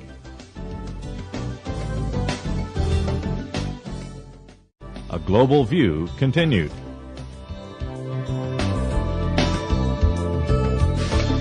World-class leaders take a global view. How do today's organizations succeed in an increasingly global marketplace, where the lines between competition and cooperation are often disappearing? While there are no easy solutions, many global concerns at their most basic level revolve around the concept of understanding. In this segment, we look at how we can better understand our international partners. We are pleased to offer some provocative insights from three world-renowned business authorities, Dr. Stephen Covey, Dr. Dennis Waitley, and Dr. Peter Singhi. Stephen Covey on building relationships. The most important issue facing international businesses today is the building of relationships. Because the result of all the problems associated with these profound changes is a negative effect on the trust in relationships. People become more formalistic, more legalistic, and less synergistic. I've often said and believe deeply that the major problem we face is not any particular problem. It's the process we use to solve these problems. We use basically an adversarial and at best a negotiation process, but what we need is a synergistic process. Particularly in the global world of tomorrow, relationships are going to govern everything. The capacity and the understanding, the skill set and the mindset that surround creating new alternatives, preferred alternatives that are better than either party proposed initially, this process of synergistic communication is the bonding force that enables suppliers, customers, employees, communities, and all the other stakeholders to work in a united and focused way. How to accomplish that is, I suggest, the significant issue. The universality of principles. As I travel around the world, what rings truest to me is the universality of principles. These principles transcend culture, religion, race, any local customs or cultures. They are deep within the hearts and souls of all people. Now, a local culture may develop value systems that are contrary to these principles, but when you get people in a reflective mindset where they are interacting freely with one another, ultimately these deeper values, which are principle-based and principle-centered, seem to emerge. I am amazed at how common these principles are and how self-evident, how common-sensible they are everywhere. Now, the priority put on these principles or on different value systems does vary, but inevitably the principles deal with four areas of life. 1, our economic or our physical world. 2, our well-being, which really revolves around the principle of fairness. 3, our relationships with one another, which revolve around the principle of kindness and respect, along with the development and use of people's talents, which revolve around the whole concept of empowerment and tapping deeper and deeper into the intellectual and creative capacities of people. And 4, the spiritual principle of looking for meaning and of having integrity integrated around all these other principles. Those seem to be the four areas that continuously manifest themselves when people really are reflective, honest, not playing political games, reading the political winds, but really giving what they honestly believe would be the value system that they would like to guide their decisions. Learning from Asia.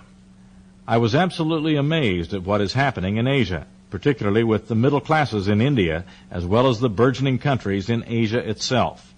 I think what's happening is a growing awareness of this global economy and the efforts to upgrade organizations, their cultures, their capacities to produce and sell goods and services to meet these world-class standards. This is driving a process of empowering people at lower and lower levels so that they have this commitment to this level of quality and service and speed and flexibility. All of these forces together are causing an upgrading of their cultures, their products, their services. They are becoming a very formidable force in the global economy, and we must learn from them, pay attention to them, be aware of them, because they're going to be big players. Diversity and synergy. Diversity is synergistic only if there is a common vision and a common set of values that are principle-centered. Otherwise, diversity will be counterproductive. And even though it will be a buzzword and people will give lip service to it, deep inside themselves, they will be wanting to clone themselves, and they won't come to appreciate, value, and celebrate differences.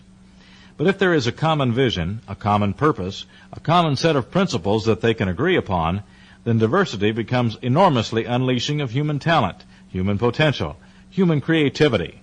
Then how you get from here to there doesn't make any difference, as long as you get there within the guidelines of a principle-centered value system.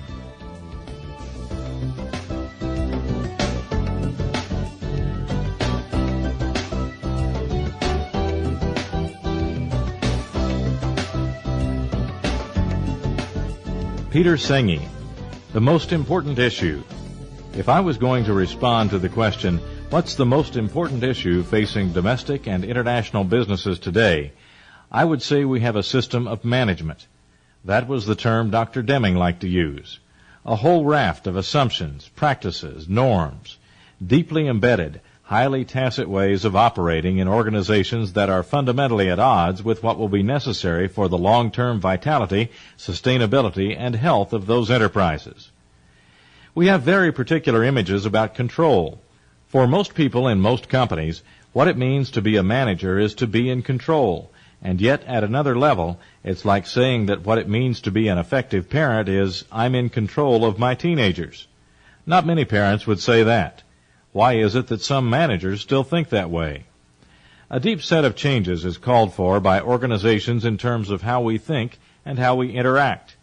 Most of the changes we try to engineer in our organizations come essentially from the outside in. But virtually all major shifts in civilization are basically shifts in thought, which come from within, and that is a very unusual prospect for us to face in business. Transcending cultural boundaries. One of the most important areas that is going to determine success and failure of businesses will be their capacity to nurture deep understandings that transcend cultural boundaries. Americans are probably the least qualified of any advanced industrial society to undertake this because we arguably have the lowest level of cultural sensitivity. This comes from a tremendous lack of experience in dealing with multiple cultures. We are going to need different language. We're going to need to have ways of talking that go way beyond what we can do today in English. Dialogue is a core competence for learning to occur. What dialogue really represents is a sustained inquiry into our most unquestioned assumptions. Culture is a set of unquestioned assumptions, taken for granted views of how the world works. How can we expect to have cross-cultural conversations if we can't even inquire into our own cultural assumptions? The team experience. In the West in particular, and in industrial societies in general, a self is an isolated thing, separate in time and space from other selves. Experience as a profound team takes us outside of that definition of self. We actually experience the genuine degree of interdependence that exists in reality, but that we normally manage to hide from ourselves. Institutions of all sorts in our society have grown up based on deep assumptions of independence and are now trying to operate in a world which is profoundly interdependent. The changes that requires in us individually and collectively are beyond most of our imaginations. We are going to wake up and realize that to be alive is to be interdependent. We've all been telling ourselves the same lie, that a business is a business, and it's basically independent. And as long as you please your investors, you are okay. Well, that is nonsense. If you offend your customers, you are not okay. And if you don't build relationships with your suppliers, you are not okay. But it is much worse than that. If you don't start to think seriously about the community and the environment you operate in, you are not going to be okay in the long term. Changing relationships.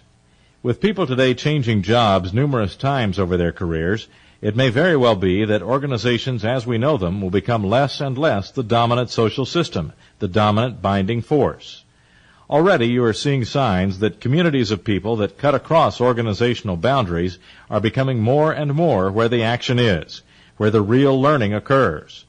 The real value is added to the community of suppliers and producers and customers, literally working as a community to mutually create things that we all care about. To draw the boundary at Corporation X versus Corporation Y has always been kind of arbitrary. It may very well be, as time goes on, that people's real loyalty will be less and less to the abstract entity called IBM or General Motors or Chrysler or Ford or Microsoft, but to the actual human community of people who are working together in some sort of larger process of creating value.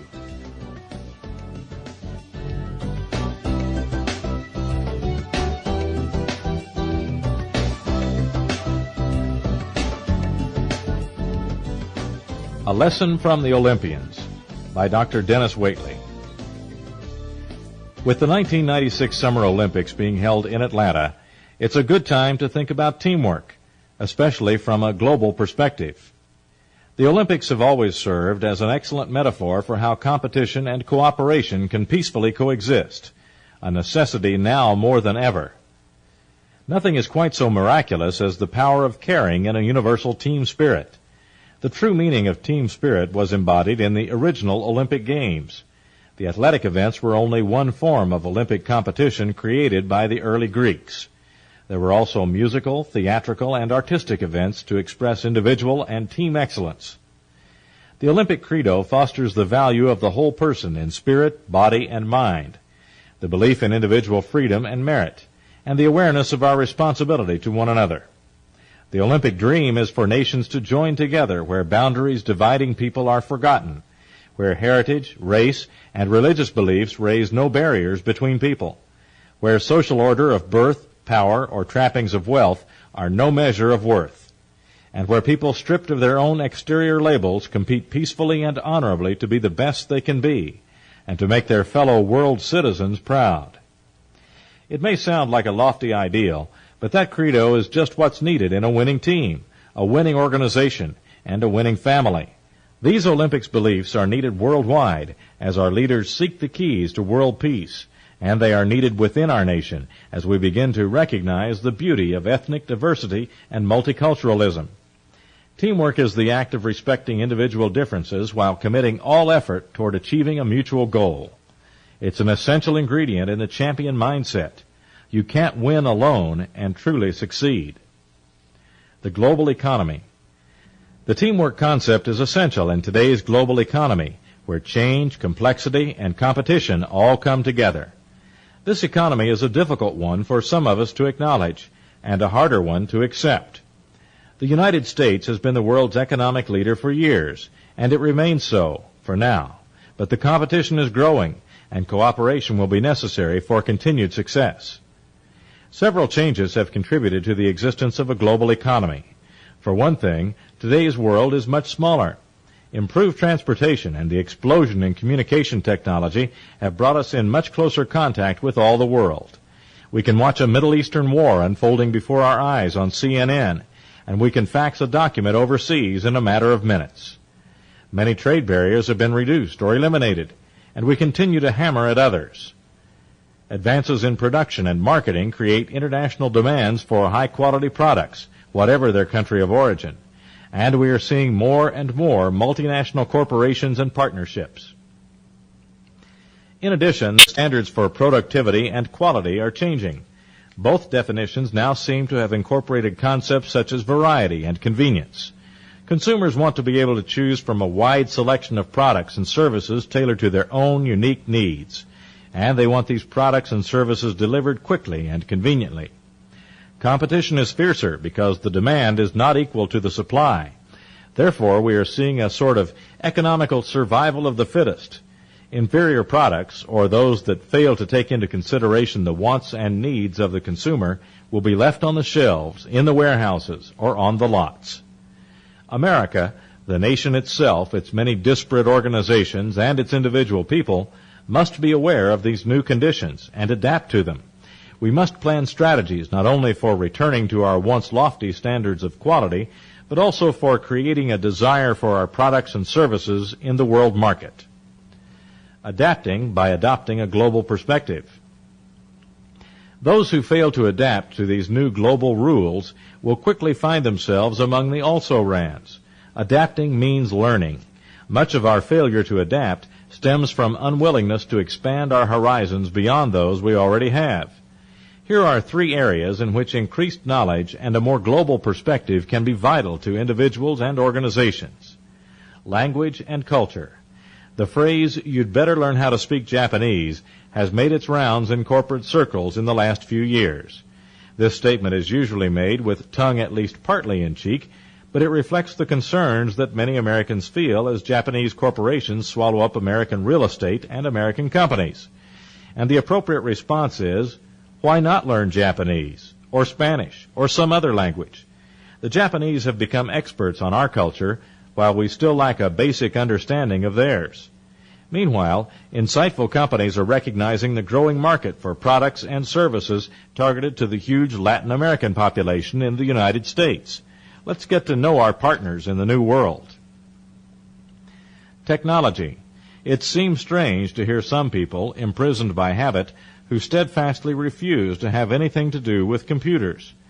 As our economy becomes more information-based, computers can exert a positive influence on nearly every aspect of productivity and quality.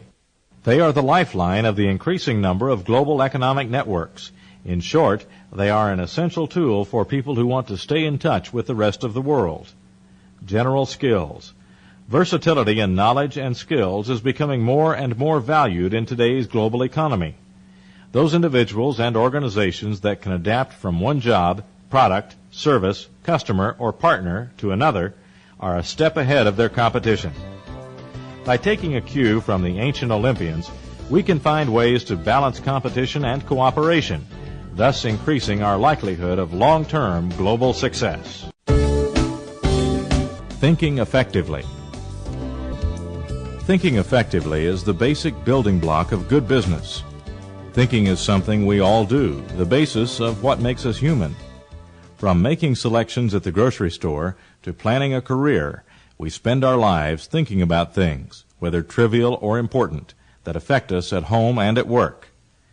We don't always realize, though, that there are ways of thinking that can help us get to the heart of the matter to make decisions that really work for us and those around us. It's been said about one of the world's greatest thinkers, Thomas Edison could do more productive thinking in a single day than many people actually do in a lifetime. Of course, Edison was a genius, but the emphasis he placed on the impact of creative thinking helped his genius flourish. That's not to suggest that society would be better off if we were all clones of Edison, but it couldn't hurt to examine the inventor's methods and consider how they could be applied to our own lives. Edison resolved never to lose the intense, nearly childlike curiosity that enabled him to look at everyday things as if he were seeing them for the first time, without prejudice or stereotype. So often do the rest of us give in to the pressure to be like everyone else that we resist the flow of creativity. This tendency usually begins as we enter grade school, where conformity is encouraged. This is not to discredit the educational system, which obviously has many more pluses than minuses, but most of us can remember an elementary school teacher who put gold stars on the work of children who colored within the lines, but glued no stars on the papers of children who colored outside the lines. As we grow older, conformity is often reinforced by our friends and business associates. How many of us remember suggesting a new idea only to hear a friend say, "Well, that's a good idea, but," and then proceed to mercilessly, though politely, kill the idea? J. Paul Getty said it well. No one can possibly achieve any real and lasting success or get rich in business by being a conformist. Some may say life today is incredibly more complex than it was in Edison's time. How can individuals be expected to dream up solutions comparable to the invention of the light bulb? Even if that's true, we can still become much more effective at solving daily problems by gaining access to our creative capabilities. Now, more than ever, in our knowledge-based world, it is imperative that we become innovative and effective thinkers who flex our mental muscles to solve problems that may have never existed before. P.R. Nyack and J.M. Ketteringham observe in Breakthroughs that innovations don't arise from a rational analysis of the marketplace as much as from the curiosity of an individual. People who become adept at this kind of thinking and then put their thoughts into action will never be out of work. The initial step in effective thinking is to recognize the tremendous breadth of our mental powers. Here is how Dennis Waitley describes the brain. If we put hundreds of the world's highest-powered computers linked in tandem inside the Empire State Building, we still wouldn't begin to match the information processing ability of one 10-year-old human brain. Because your brain is a Xerox machine, a Polaroid camera, a Kodak carousel, a Betamax videotape recorder, a Technicolor widescreen projector, and billions of miniature microfilm cartridges, all delicately designed into one system, all floating in an electrochemical solution that continues to defy the most sophisticated attempts at duplication. Most of us do not even begin to use one iota of this astounding capacity because we can't imagine ourselves possessing potential similar to that of inventors, writers, artists, or composers. If we accomplish step 1 and realize the magnitude of our abilities, we then leap to step 2, problem perception. How do we view our problems? Do they seem like unwanted headaches or like opportunities for challenge and growth? People who think effectively understand that life is a process in which we must constantly solve problems. These are the people who discover the excitement and rewards that exist in even superficially mundane tasks. They tend to be noticeably more creative in their jobs and their personal lives. Here are some characteristics of an effective thinker. The effective thinker views problems as opportunities. Effective thinkers are hungry for challenges that will put their thinking skills to the test. They realize that problems very often lead to great discoveries. The effective thinker has an appetite for ambiguity. Few things and few people fit into the tidy little boxes we often try to fit them into. It's a complex world with few easy answers. Effective thinkers don't let this bother them. They are ready to adapt to almost any situation. The effective thinker is self-critical and learns from mistakes. By self-critical, we don't mean negative or paralyzed by perfectionism. We mean simply that effective thinkers expect the best from themselves. And when they don't perform at their best, they find out why, so they can make improvements. The effective thinker exercises creativity. Effective thinkers know that creativity is a tool that anyone can learn to use to improve their capacity for problem solving, innovation, and getting things done. The effective thinker seeks and accepts input from others. Some people find it difficult, for one reason or another, to ask for help. Not so with effective thinkers. They realize they don't know all the answers and eagerly pursue the synergistic effects made possible through diverse contributions. The effective thinker recognizes multiple possibilities. There is generally more than one right answer, more than one solution to the problem. Effective thinkers don't stop at the first idea they come to. They know that there might be another, even better one around the corner. The effective thinker nurtures curiosity. Curiosity can be defined as a thirst for knowledge. Effective thinkers are like sponges, soaking up knowledge from diverse sources. They never stop learning, and because of this, they often make effective teachers, eager to share what they've learned. The effective thinker revises goals when necessary. Things change. Goals that are set in stone can be deadly. Effective thinkers realize that what worked yesterday won't necessarily work today. They are ready to correct their course as needed. The effective thinker checks for accuracy and accepts accountability. No passing the buck here. Effective thinkers accept responsibility, and they put their mental skills to use in visualizing both the big picture and the details, the forest and the trees. The effective thinker keeps an eye on both the short term and the long term. It's not easy, but those who develop that skill have great potential as leaders. Effective thinkers know there's more to success than the short-term bottom line. And finally, an effective thinker truly enjoys thinking. Enough said. There's no truth to the rumor that these characteristics are limited to only the lucky few. They are habits that can be acquired and practiced by anyone willing, eager, and persistent enough to learn them. It is from the development of these effective thinking strategies that self-leadership emerges. But the innovative thinker is not the only winner. Organizations prize this kind of self-leadership for the contagious excitement and real benefits it generates for both the individual and the company as a whole.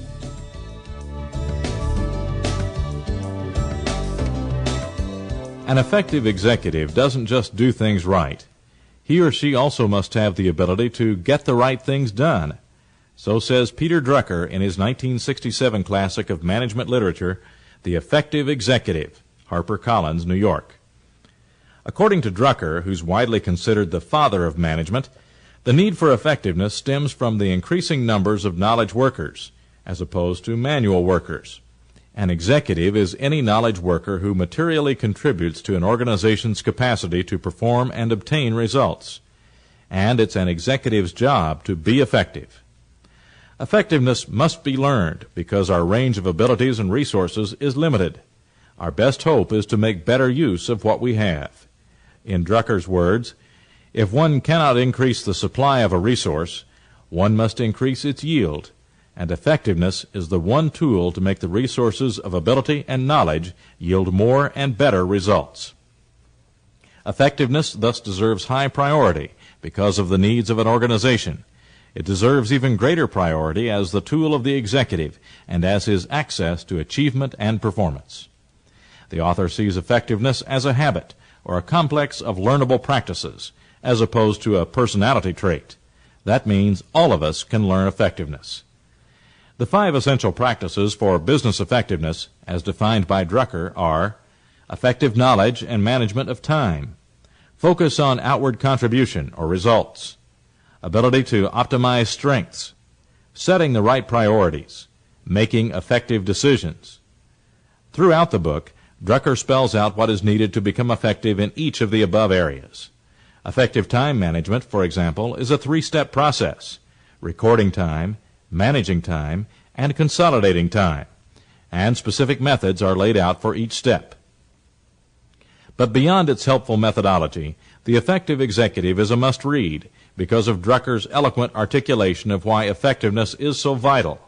Here's a sample. The needs of large-scale organization have to be satisfied by common people achieving uncommon performance. This is what the effective executive has to make himself able to do. Developing executive effectiveness challenges directions, goals, and purposes of the organization. It raises the eyes of its people from preoccupation with problems to a vision of opportunity, from concern with weakness to exploitation of strengths. Though it's been nearly 3 decades since the first publication of The Effective Executive, many of us have yet to assimilate the lessons contained therein. What's really important? During the first Worldwide Lessons in Leadership series in 1996, Dr. Stephen R. Covey offered his suggestions on achieving balance between work and personal life. This segment is a series of excerpts from his comments. Each of us has to take responsibility for the question of how to balance our work and personal lives. You can't transfer it to your environment and say, I can't do it, I've got too much to do, I have this kind of boss, I have these demands, I'm juggling all these different balls. You literally have to say, this is my life, it is my stewardship, and I am responsible and accountable for it. Then you have to think of the totality of your life, of what really is important. I suggest and encourage people to develop personal mission statements, not ones that are rushed, not ones that are written for PR purposes, not ones that are just forced on people, announced, but ones that you write really deeply in your heart. What is my life about? What are the principles that I want to operate on? I have a watch that I carry with me. It was given to me last Christmas.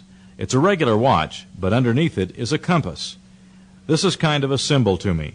The compass represents natural laws. It will always point exactly where north is. And if you will really develop a personal mission statement that points in the direction that you feel right about, toward the principles upon which you operate, then you can use the clock, because you really know that leadership is more important than management of time. You know that people are more important than things. You know that effectiveness is more important than efficiency. Otherwise, you climb this goal ladder to the top rung, achieving many goals that have been driven by other people, and you look around and say, the ladder's leaning against the wrong wall. What have I used my life for? What value did I add? What is the nature of my relationship with the most important people in my life? My own family, the extended family, the intergenerational family. So I also encourage the development of family mission statements. We did this in our family 15 or 16 years ago. I had no idea what a watershed experience it would be.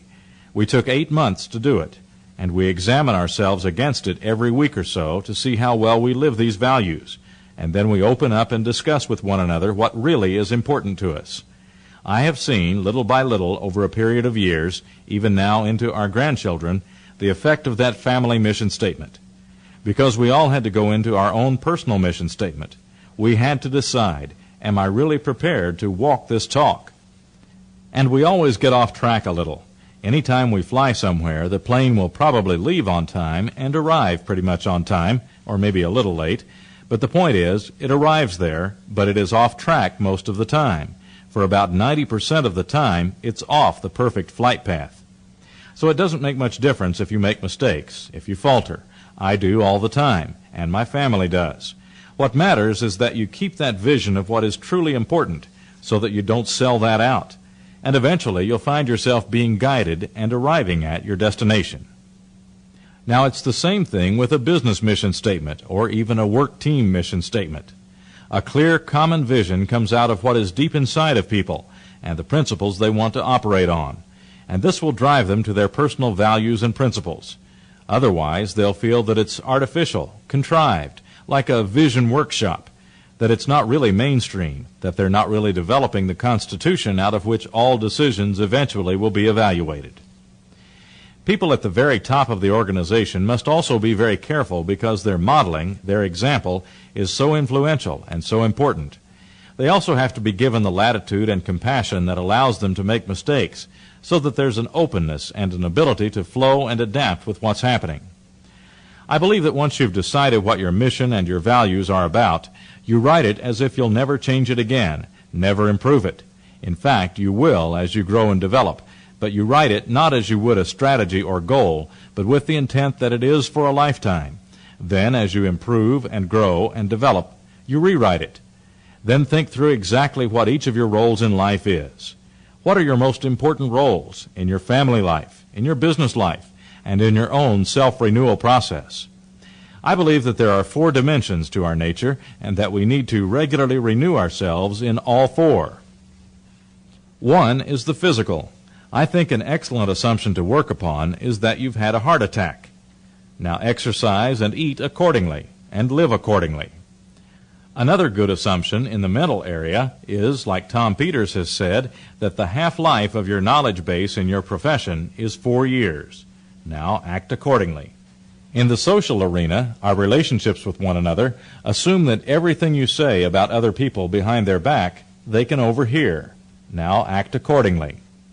In the spiritual area, assume that you have a one-on-one visit with your Creator every 3 months, and act accordingly. Those are the 4 basic dimensions. If you study philosophy and the great religions of the world through all time, you know that they all focus on those basic 4 dimensions. So that's another extremely important role that you want to put into your program. That is a self-renewal role. I call it Habit 7, or sharpening the saw.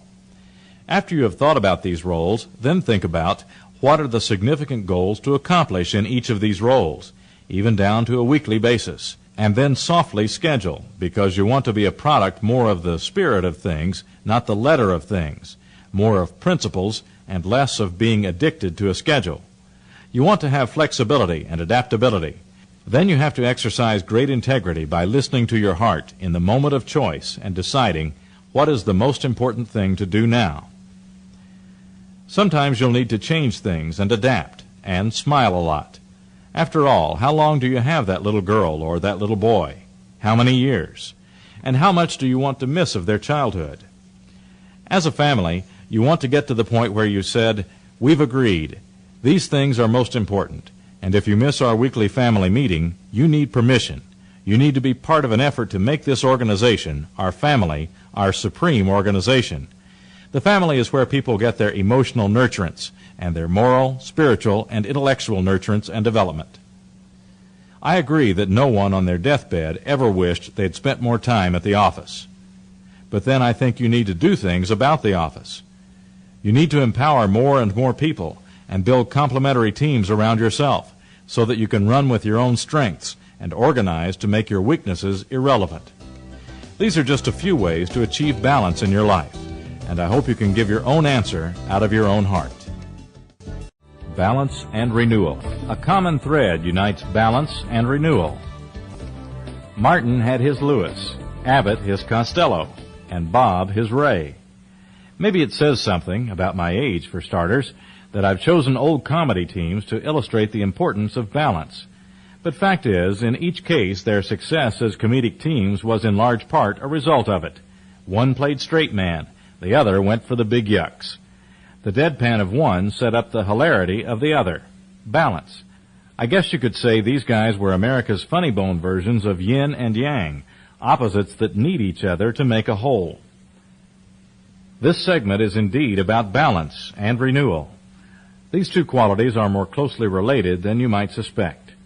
Listen to the articles by our distinguished contributors in this segment, for example, and you'll see a common thread.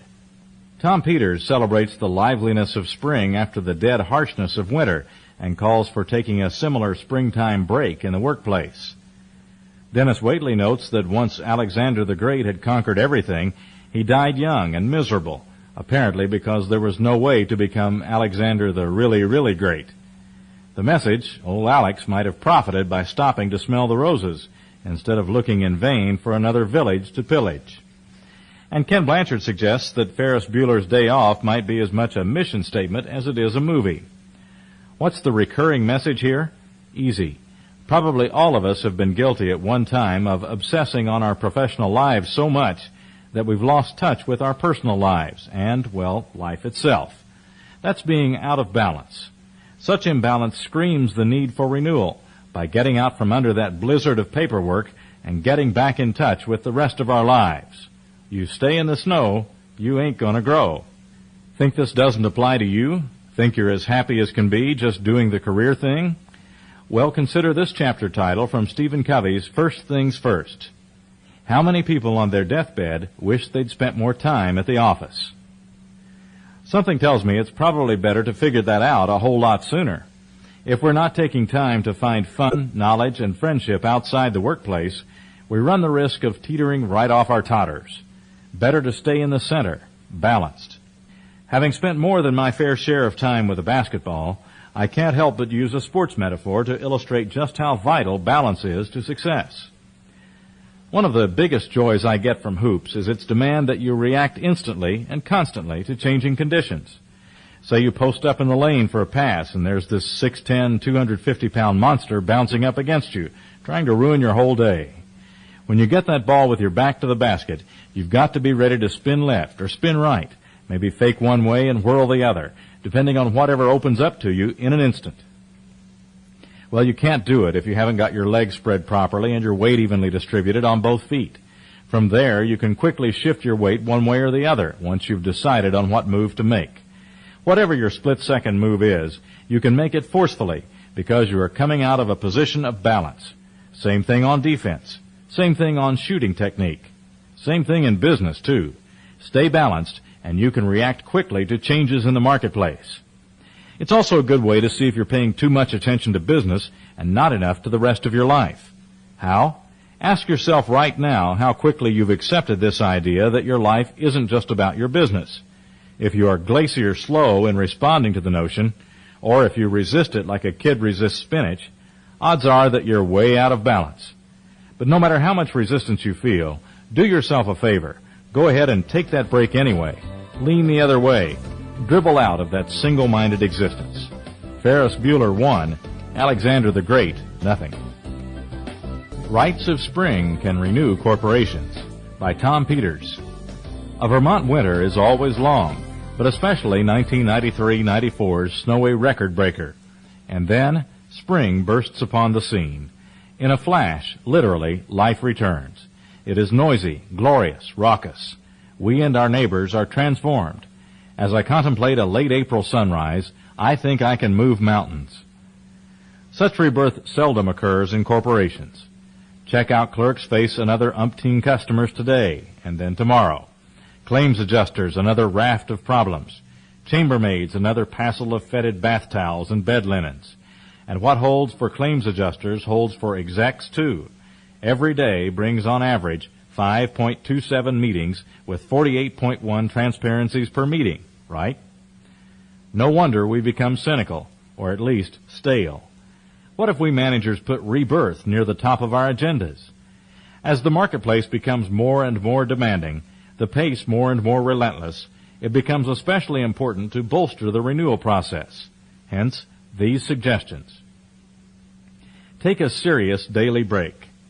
I'm worried about my new high-speed Canon copier. What will I do now for a break? I find, seriously, that many of my best ideas have come while I stood by my old copier, feeding in 75 pages, one at a slow time. Planned coffee breaks are one good thing, but I'm talking about something else, a real pause to refresh or redirect our brainwaves. Do something different. One company gives its telemarketers a whole day off each week to work on productivity improvement projects. In addition to rekindling energy for the primary job, project payoffs have more than covered the costs of the extra staffing required. I can imagine such an approach applied almost anywhere. Call time out. Hey, bean counter, why not take the accounting department team to the movies this afternoon, or to see one of the members' kids perform in a play? Change the scenery. When the weather turns warm in Worthington, Ohio, designers at Fitch RS take their work outside to picnic table settings. In general, changing location makes an enormous difference. I routinely work in 2 or 3 places a day, even when confined to an office, and I sometimes just drive my truck somewhere and sit in the front seat and work for a couple of hours. If you can, locate several picnic tables near the office, or keep a few bikes handy. Then, when you're in search of a productive meeting, the whole group can hop on the bikes and head for the park. Celebrate. Most weeks, or even days, bring something worth celebrating. How about MBDA, or managing by donuting around? There's no better investment in renewal than donuts, muffins, and balloons. To aid the cause, set up a crazy money fund that gives everyone access to $25 for a spur-of-the-moment bagel or pizza party. Put on a show. You'd be amazed by your colleagues' off-the-job talents. So why not give them bragging space and learn more about them in the process? To wit, a performing arts week, capped by a formalish evening program for employees and their families. Curl up with a good book. One company shuts down the factory for 2 hours a week, and employee boss teams work through a chapter of a book on quality, customer service, re-engineering. In other firms, informal reading groups of execs, engineers, and whomever tackle a novel or a play a month. Do some spring cleaning. Replay your my mom's anyway, spring cleaning blitz. For 2 days, everyone dons 501s and specially printed T-shirts and cleans house. Toss out old files, clear the fridge, do whatever it takes to induce the feeling of a fresh start. Head for spring training. Every April, Chicago Cubs fans dream anew of a World Series title. Why not our businesses?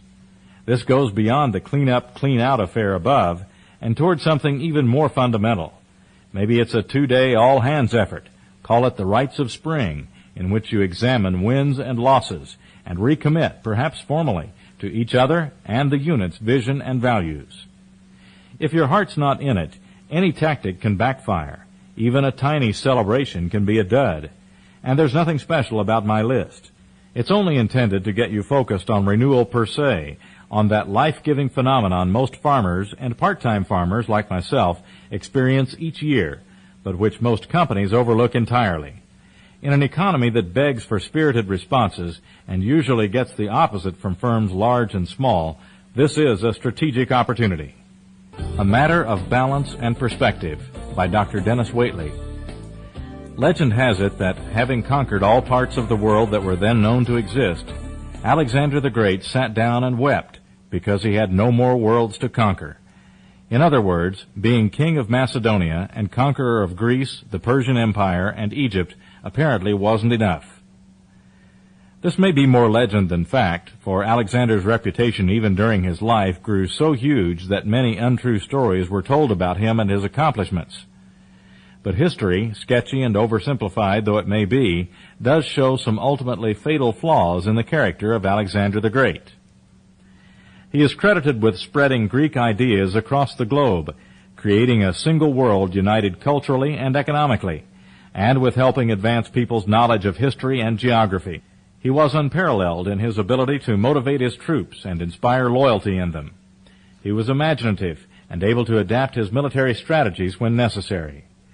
But history indicates that Alexander the Great might have let the great go to his head, particularly toward the end of his life.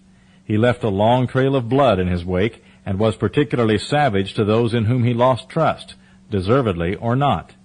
He unsuccessfully pursued his vision of a master race created by the fusion of Macedonians and Persians.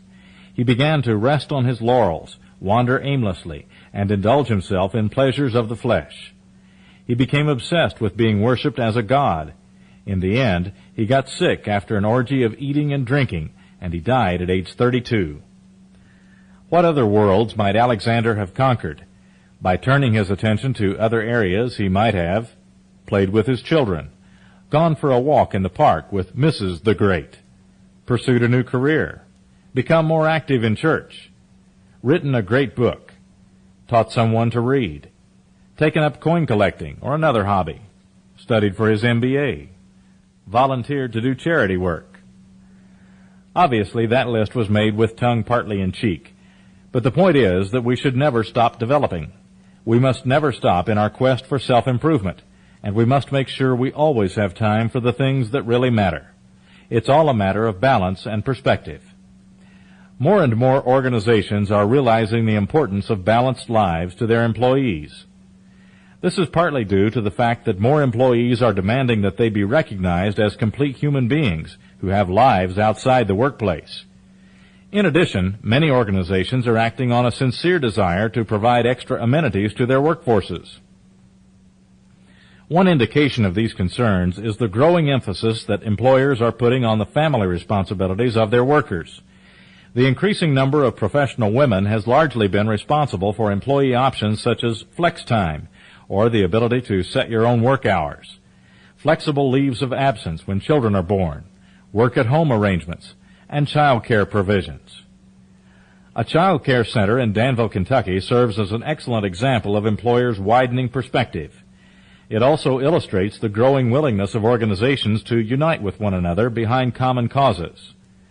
The Children's Learning Center is owned by a nonprofit group of shareholders representing a large number of local corporations.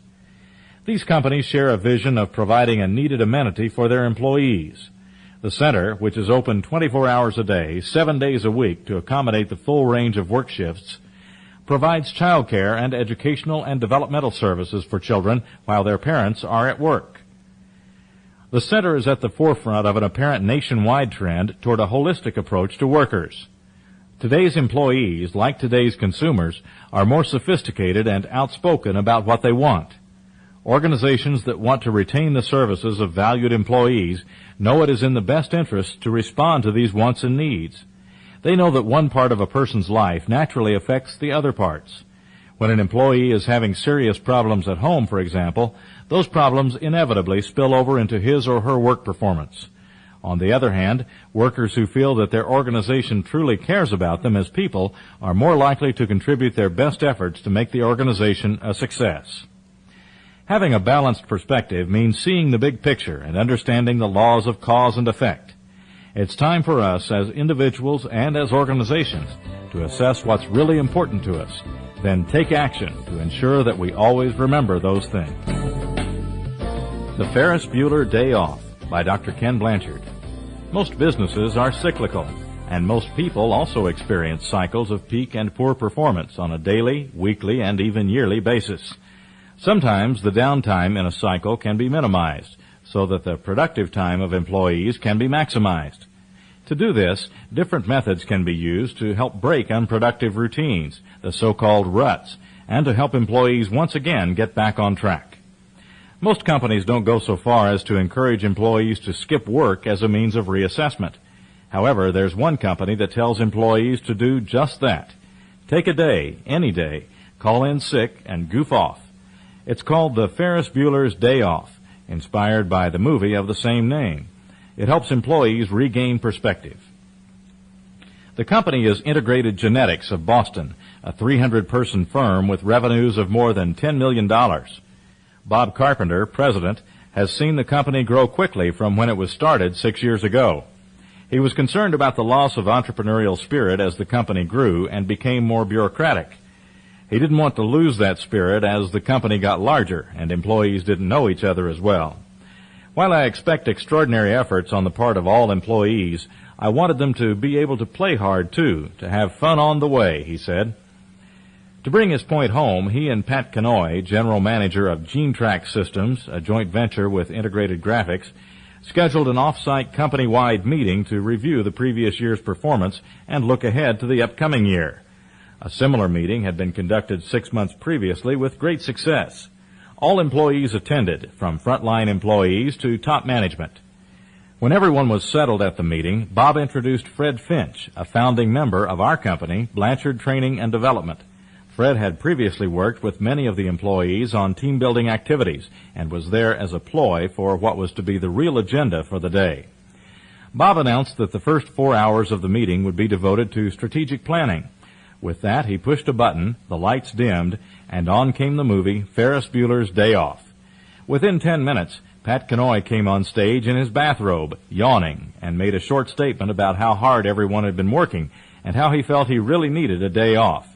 He concluded by saying, "You know, life moves pretty fast. If you don't stop and look around for a while, you just might miss it." With that, the back doors of the room burst open, and waiters and waitresses wheeled in himself, and with the help of his office manager, became obsessed with trying to catch Kanoy and several other employees who were skipping work. Eventually, the skit led up to where Kanoy took Carpenter's car, a turbo Porsche, and drove it to poolside at the resort, followed by all company personnel. The skit ended, and Carpenter explained how everyone had been working 50 to 70 hours a week to make the company successful, and that because of the competitiveness of their business, they'd have to continue to work hard to succeed. He went on to emphasize that the company's success was a process, not a destination, and that people should enjoy themselves on the way, that if life is all just work, it's not worth it. In conclusion, he requested that all employees take a Ferris Bueller day off of their own choosing sometime in the upcoming year.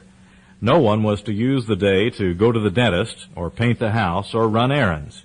Instead, employees were instructed to get away and do something completely different and crazy, something that they had always wanted to do. A lavish picnic spread was presented, and T-shirts and swimming suits were made available for everyone.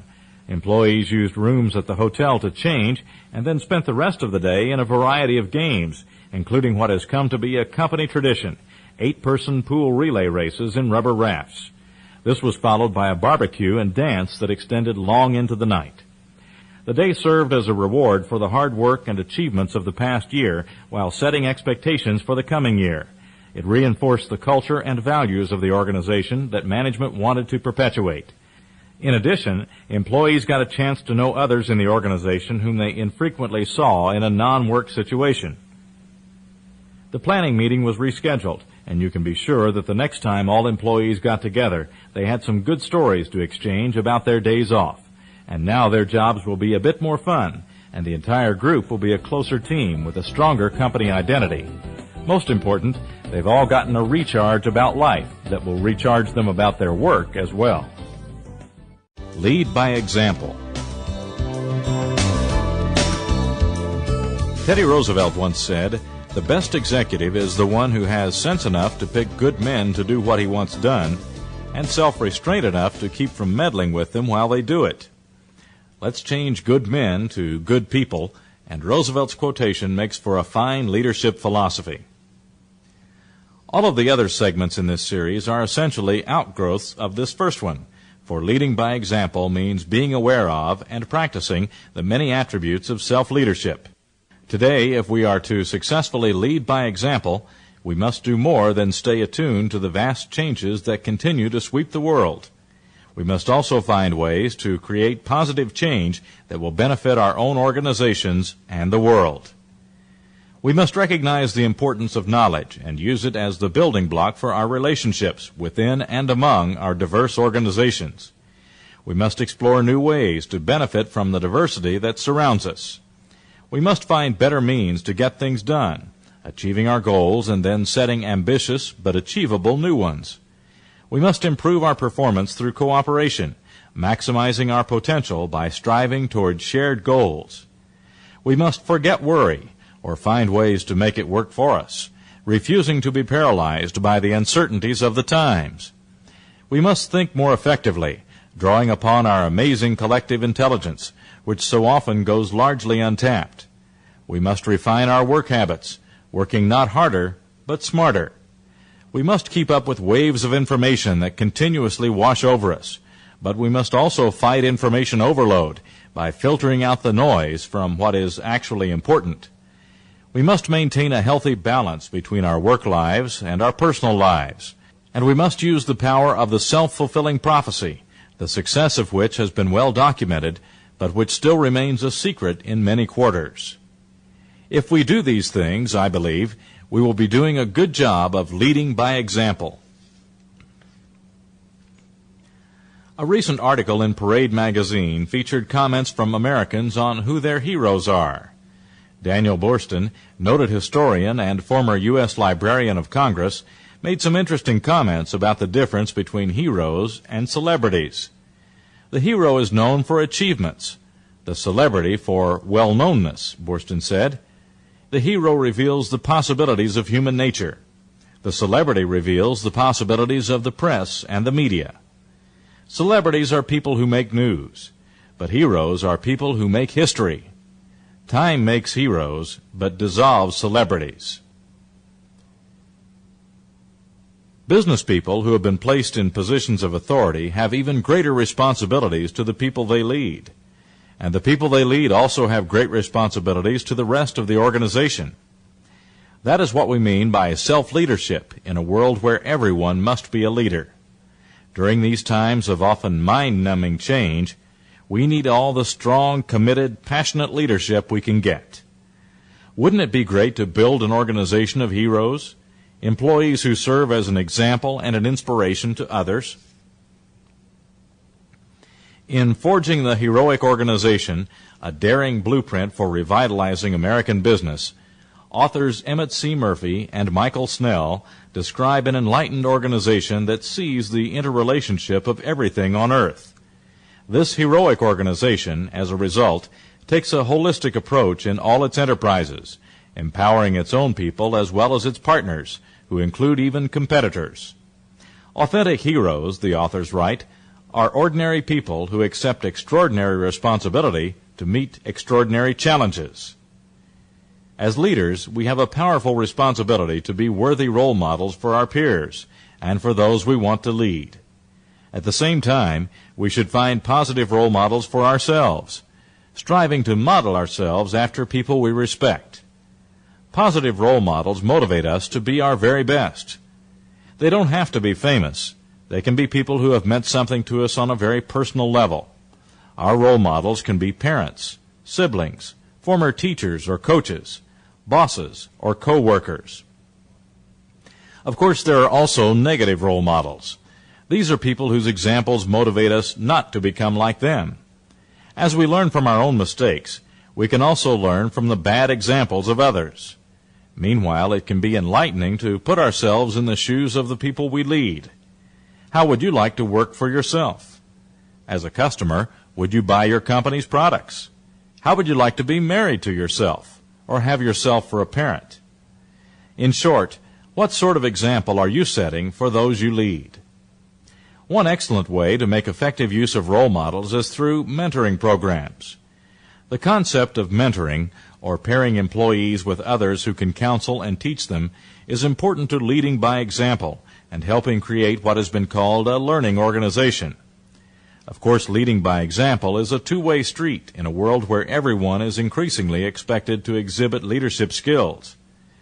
Whether you're a boss or a subordinate, you don't have to be influenced by someone else's mood.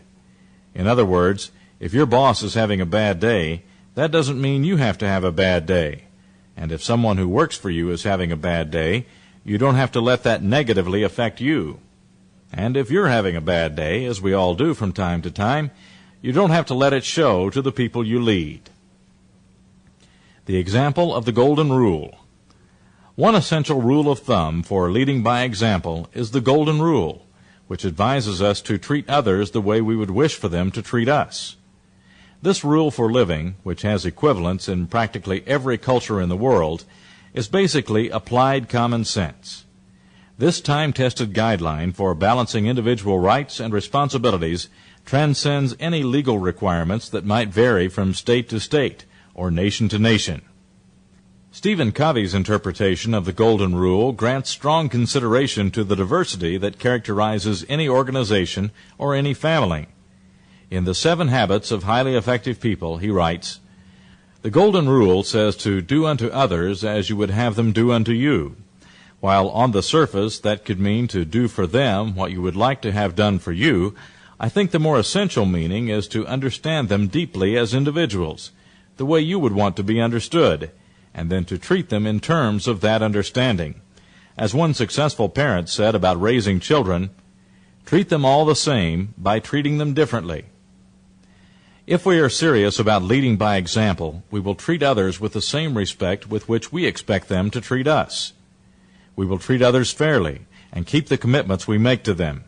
From the perspective of self-leadership, we will also be honest with ourselves and will keep the commitments we make to ourselves.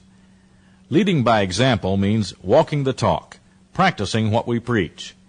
We must ask nothing of someone else that we wouldn't be willing to do ourselves. "Do as I say, not as I do," a favorite saying of some parents to their children, is a cop-out, a slogan of irresponsibility. We should never make excuses to the people we're leading. The buck stops here.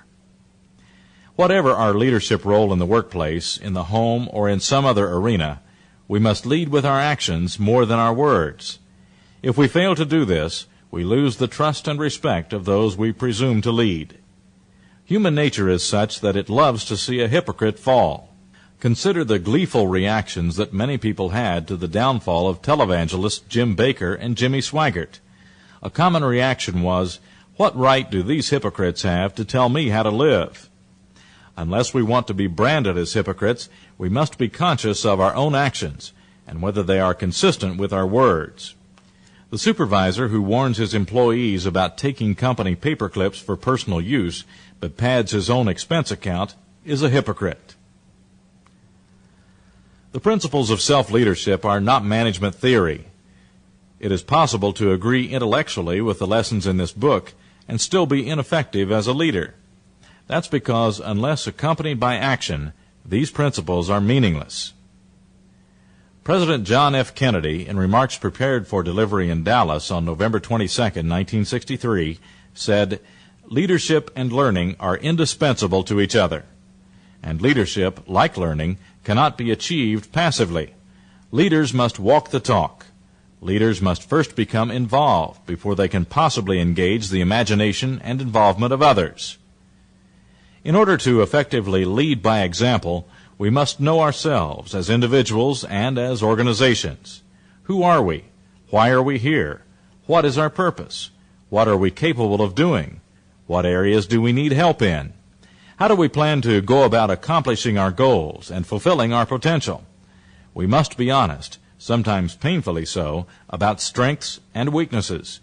We must make a commitment to ourselves and to our partners that if we're not happy about our current situation, we will do what it takes to change it for the better. And we must be aware of the law of unanticipated consequences, which says that our actions often produce unexpected results. Today, more than ever, our lives are inextricably connected with the lives of many other people. We must learn to accept and act upon the fact that we are all interrelated and interdependent. As a result, each of us has a great responsibility to the others in our families, in our organizations, in our world. Knowing ourselves also means acknowledging the fact that none of us knows it all. As Socrates said, "I know nothing except the fact of my ignorance." People who have mastered the skills of self-leadership are fully aware of how little they know compared with what can be known. They are eager to learn as much as they can, becoming students who lead. As we learn more about ourselves, we also learn more about those around us. We realize that every person has an inherent uniqueness and value, and that this diversity can only enrich our lives and our organizations. We are open-minded toward others' ideas and beliefs. We realize that every situation has many alternatives, and that there is often more than one answer. Knowing these things, we strive to walk with truth while remaining open to alternatives and better ways to fulfill our potential. And we strive to build our lives on truth, integrity, and honesty. Our interdependence, combined with the chaos that marks today's world, presents a compelling reason for us to recognize our responsibility and set positive examples in the lives we lead. Habits for leading by example. Accessibility. Leaders need to keep in touch. They need to be available to make sure that organizational objectives are understood and shared. They need to keep the communication lines open with other levels of management to make sure the right messages are communicated throughout the organization. Above all, they need to be around to listen to their people. Support. Leaders need to make it clear that employees will be given the support they need, financial, moral, directional, and otherwise, to carry out their tasks. Recognition. Leaders should recognize significant individual and team contributions to the organizational mission. Team recognition tends to be even more valuable because it rewards cooperation. Empathy. The American Heritage College Dictionary defines empathy as identification with and understanding of another's situation, feelings, and motives. Leaders should not only understand their organizations, but also create an atmosphere by which team members understand one another. One excellent way to promote this is by cross-training. Cross-training has multiple benefits. It makes employees more versatile and more able to fill in for one another in a pinch. It aids in communication across functional boundaries and adds to employees' respect for one another. Shared responsibility. Leaders should give their people important jobs. Effective delegation also brings multiple benefits. It empowers individuals to strive for new heights, confident in themselves and in their leaders' confidence in them. It can bring out previously untapped sources of innovation and ingenuity. Everybody benefits. As you've no doubt recognized, leading by example is a combination of self-knowledge and outward focus. As leaders, we must know ourselves, project ourselves, involve ourselves, be open to others, mentor when needed, build consensus when possible, and be decisive when needed. We must show respect, and we must earn respect by being respectful. When we are able to consistently achieve these goals, we will be effective leaders, and our organizations will thrive.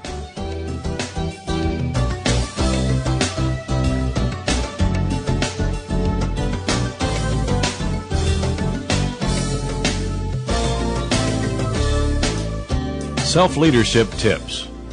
When making a phone call, always give your own name first. This adds value to your name and increases the likelihood that you will get through to the person you're trying to reach. It also prevents the person who answers the phone, probably a receptionist whose job is to screen calls, from having to ask you to identify yourself. If you're going to be late for an appointment, always call ahead of time to let the other party know. Never show up late making excuses. Remember, it's a lot easier to keep your existing customers satisfied than it is to find new ones. Show your customers how important they are to you and keep them coming back. Send them thank you notes, special gifts, and added inducements to do business with you. Start setting your alarm for 1 hour earlier in the morning and use that extra hour to do some productive thinking or planning for the day and week ahead. Ask your supervisors or those who work for you how you might better serve them and the organization. Use their feedback as part of your plan for individual continuous improvement. 5 ways to promote teamwork. Dr. Dennis Waitley offers 5 action steps that coaches can use to promote teamwork in the workplace. Share information. Keep information about organizational progress flowing upward, downward, and laterally. Generate ideas together. Good ideas are not limited to upper management. When employees and managers get together to discuss their jobs, they usually come up with suggestions that will benefit everybody. Promote cross-training. A flexible workforce is a powerful and cooperative workforce. Make support available. As they work at new skills and responsibilities, employees need knowledge, tools, and encouragement. Provide incentives for group performance. Competition for individual awards can sometimes prove divisive, but group incentives encourage employees to work together. The leader as coach. Coach COACH spells 5 leadership strategies by Ken Blanchard. Everyone is interested in success, particularly today when being successful is harder than ever. My book, Everyone's a Coach, co-authored with Don Shula, the winningest National Football League coach of all time, is all about success. It's not only about how you can be successful, but also how you can help others to be their best. Shula, who recently retired, has been a winning coach for over 3 decades. He has coached through 8 presidents, has more wins than Vince Lombardi and Paul Brown combined, and has won more games than 16 National Football League franchises. From the playing fields of the National Football League to the corridors of corporate America, smart leaders share the same objective, putting together a cohesive, hard-working team and tallying up more points than the competition. In business, as in sports, the focus is on creating the winning edge by training and inspiring players to reach their best performance levels. In the face of fierce global competition and decreasing job security, the rules of the game in American business are changing. The pressure to perform has accelerated, and the need for coaching is greater than ever. In our book, Don Shula and I lay out a game plan for coaches in every area of endeavor. In alternating sections, we pass the ball back and forth. First, Shula reveals his secrets of successful coaching, and then I pinpoint how each one applies to any leadership position. Combining what Shula has been practicing and what I have been teaching for more than 3 decades into the acronym COACH, we explore 5 essential strategies. Conviction-driven. Effective leaders stand for something. Shula's vision of winning every football game and his belief that he can do it underlies every decision and move he makes during practice games as well. In 1972, his vision became a reality when the Miami Dolphins went the extra mile to emerge unbeaten for the season and topped it off with the Super Bowl triumph. Ample proof, as I point out, that the combination of believing in your goal and doing the right thing for the right reasons provides the boundaries and direction that people need and want in order to perform well. All great companies and teams have a visionary leader at the top. Overlearning. Effective leaders help their teams achieve practice perfection. Great leaders pay attention to the details, whether they're supervising a hard-driving football team or the software division of a computer company. By insisting in over-preparation throughout the season, Shula arms his players with the skill and confidence they need to make the big play. His expectations for them are never in doubt. In business, leaders who encourage employees to master every assignment thoroughly and monitor their progress every step of the way will discover that high expectations reap high performance. Often goal setting is overrated because managers think the job is done after they know where they are headed. Shula never makes that mistake, and neither should you.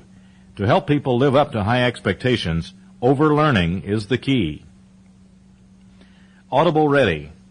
Effective leaders are ready to change their game plan when the situation demands it. On the football field, when the game plan just isn't working, the coach and the team ready to execute substitute plays inevitably have the edge. Just as Dan Marino's on-field audibles, verbal commands, can turn crisis situations into game-winning touchdowns, those quarterbacks who came prepared with a variety of options for offense can execute quick, on-target decisions in the face of unexpected change or challenges. Business people need to learn to call audibles, because in today's world, nothing stays the same. Consistency. Effective leaders are predictable in their response to performance. The same reactions in similar circumstances may not seem a lot to ask of a leader, but many bosses let their moods, their toughness, or their need to be liked get in the way when it comes to offering appropriate praise or reprimands. For Don Shula and me, the rule is simple. You can't let poor performance go unnoticed, even from the superstar.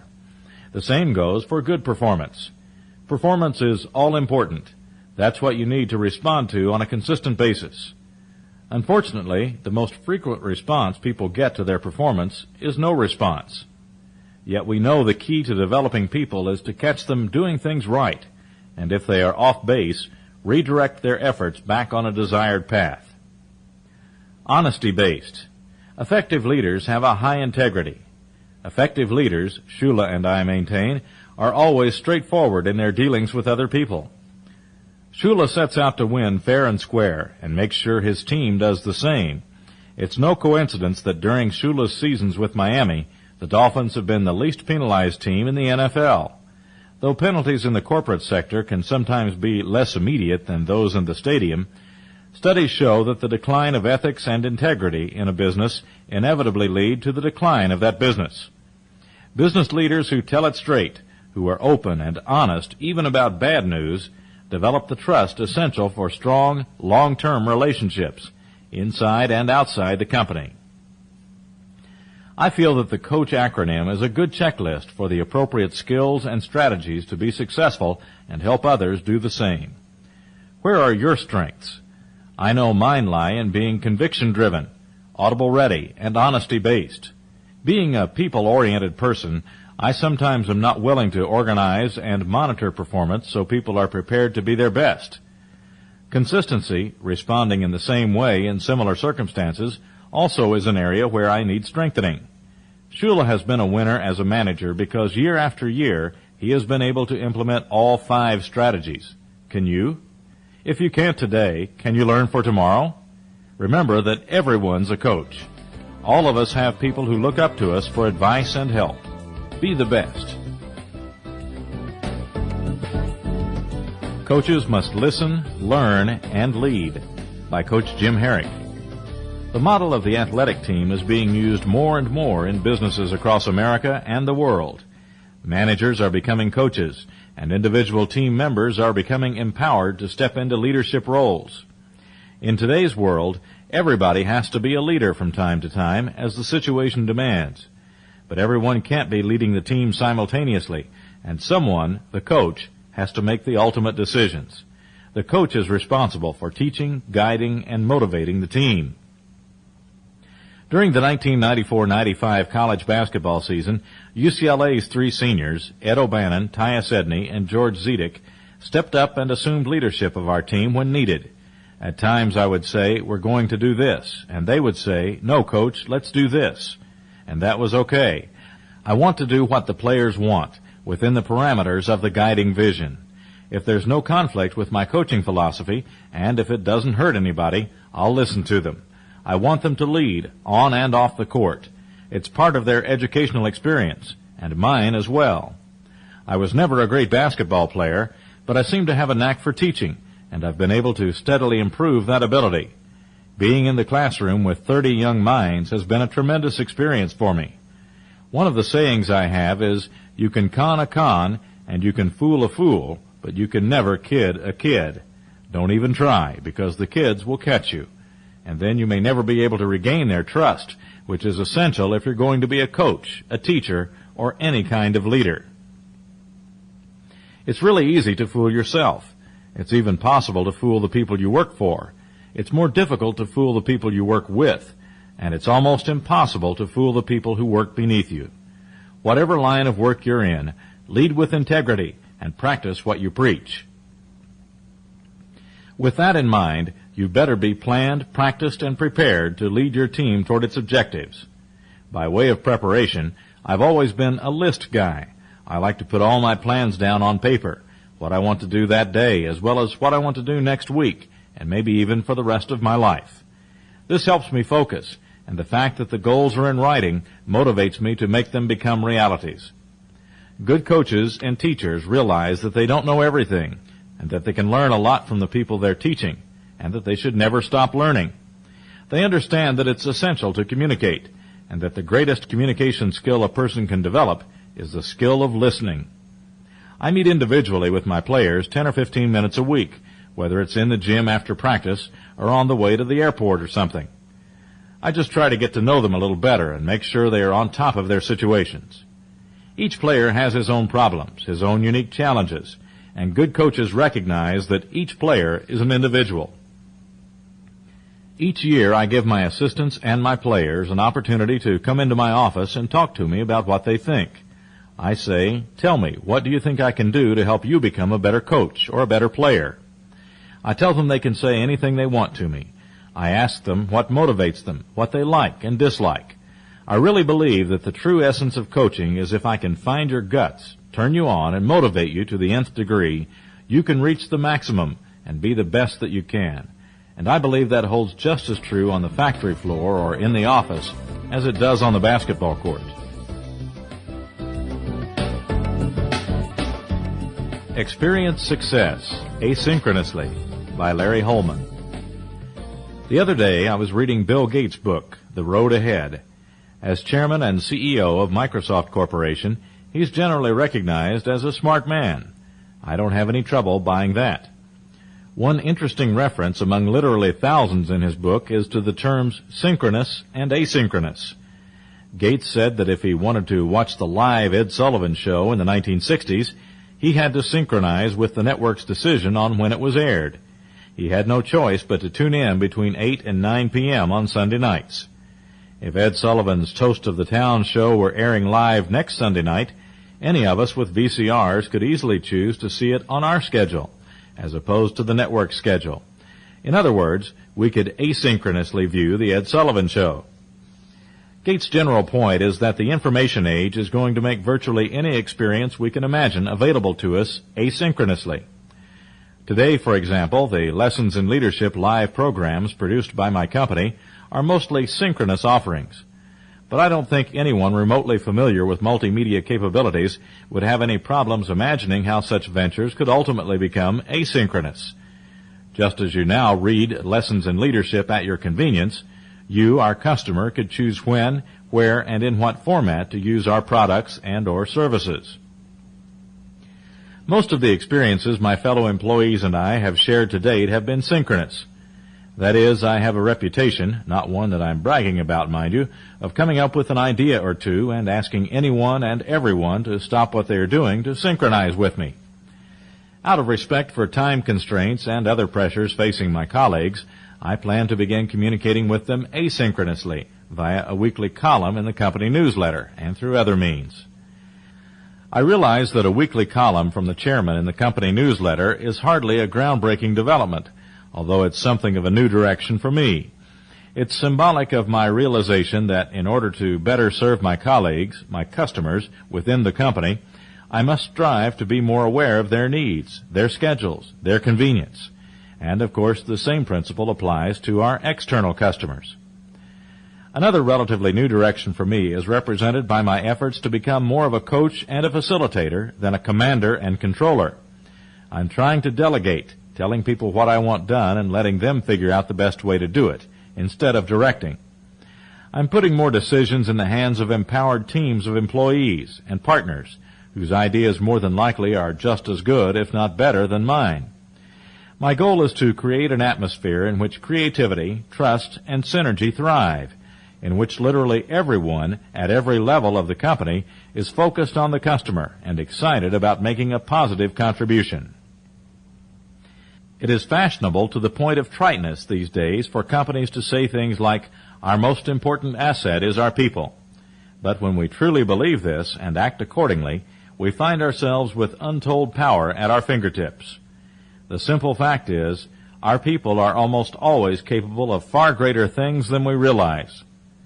Good leaders, good coaches, put together teams that rise to the occasion, getting remarkable things done even under difficult circumstances. John Nesbitt eloquently articulated the concept of high-tech, high-touch in his 1982 classic Megatrends. Technology is playing an increasingly important role as we move from synchronous to asynchronous customer service. Want to make a wide range of information about your company's products and services available to customers at their convenience? Establish a homepage on the World Wide Web and or offer fax on demand. Clearly, technology is driving the move toward unprecedented customer convenience. But, and I can't overemphasize this point, we must back up that technology with a strong human element.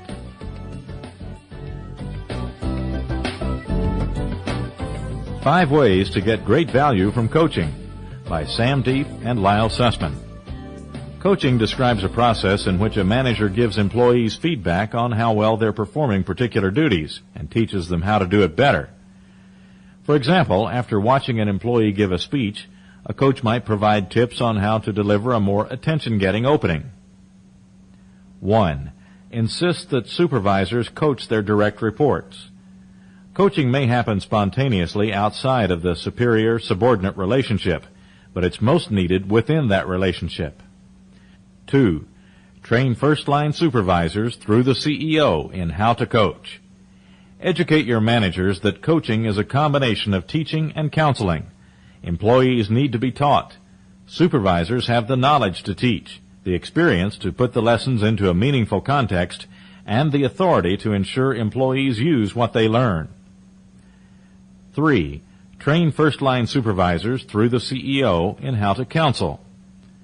Supervisors counsel by asking employees how they're doing and what they need in order to do better. After listening to the answers, supervisors should give employees helpful advice on how they can improve. 4. Mentor and coach to develop. Don't foster dependence. Help people think for themselves. Don't feel that you must have all the answers. Actually, you won't necessarily help your protege or your subordinate if you do. Ask questions. Before offering advice, ask how the other person would handle the situation being discussed. Help people see their options without choosing one for them. Offer your suggestions as a point of view rather than as the final word. Try these phrases. Another way of looking at that is, as I see it. You may want to consider an alternate explanation. It appears that. 5. As a coach, teach both the task and the interpersonal dimensions of the job.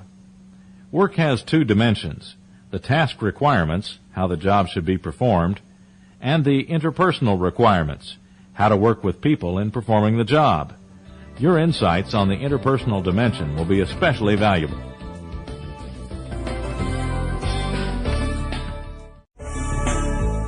Turn knowledge into money.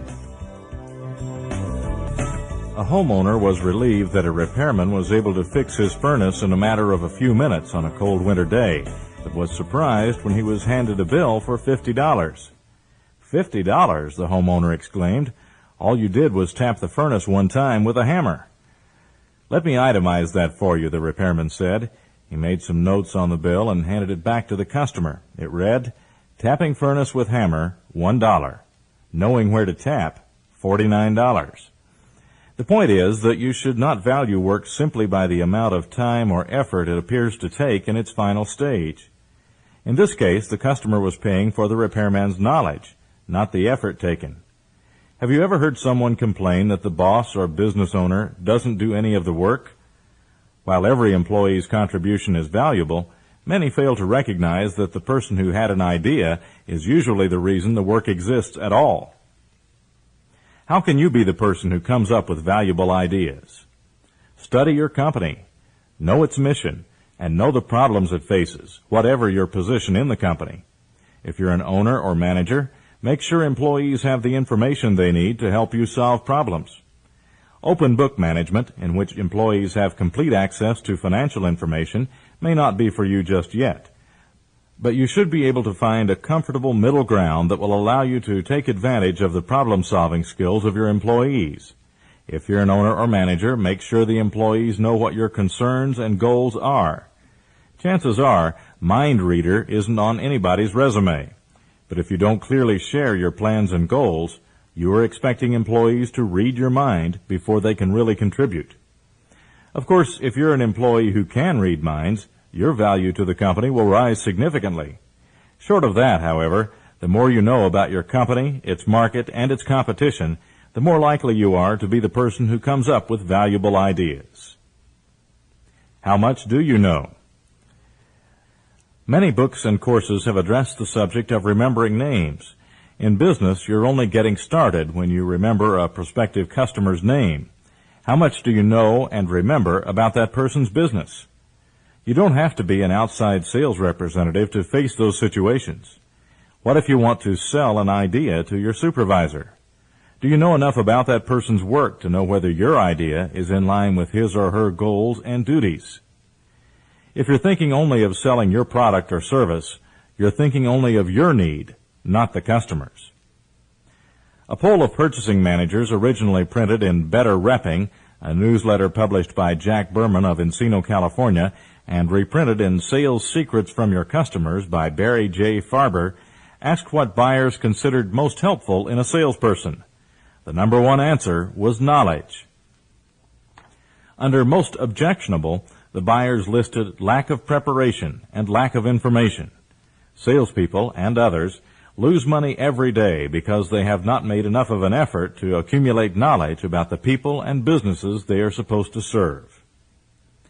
Here are some additional tips for turning knowledge into money. Read.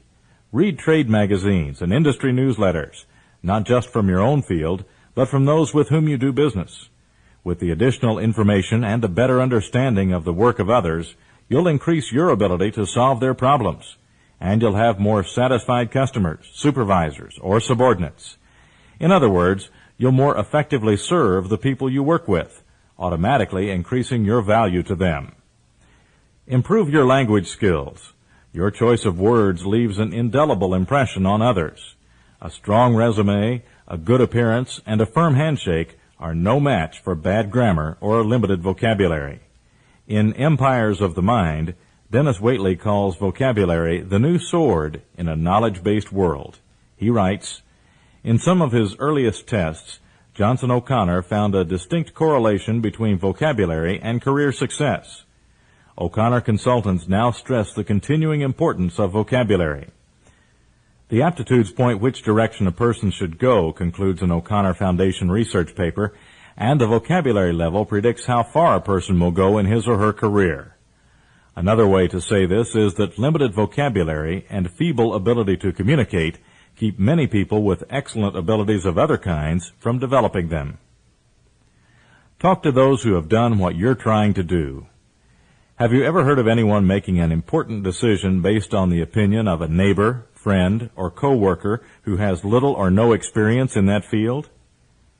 I'd really like to start my own business, but Jane at work says I'd be crazy to leave with just 22 years to go before retirement. Of course, Jane has been with the company for 35 years and is just 3 years from retirement. She's also bitter about not taking advantage of opportunities earlier in life. Why should she have any influence on your decision?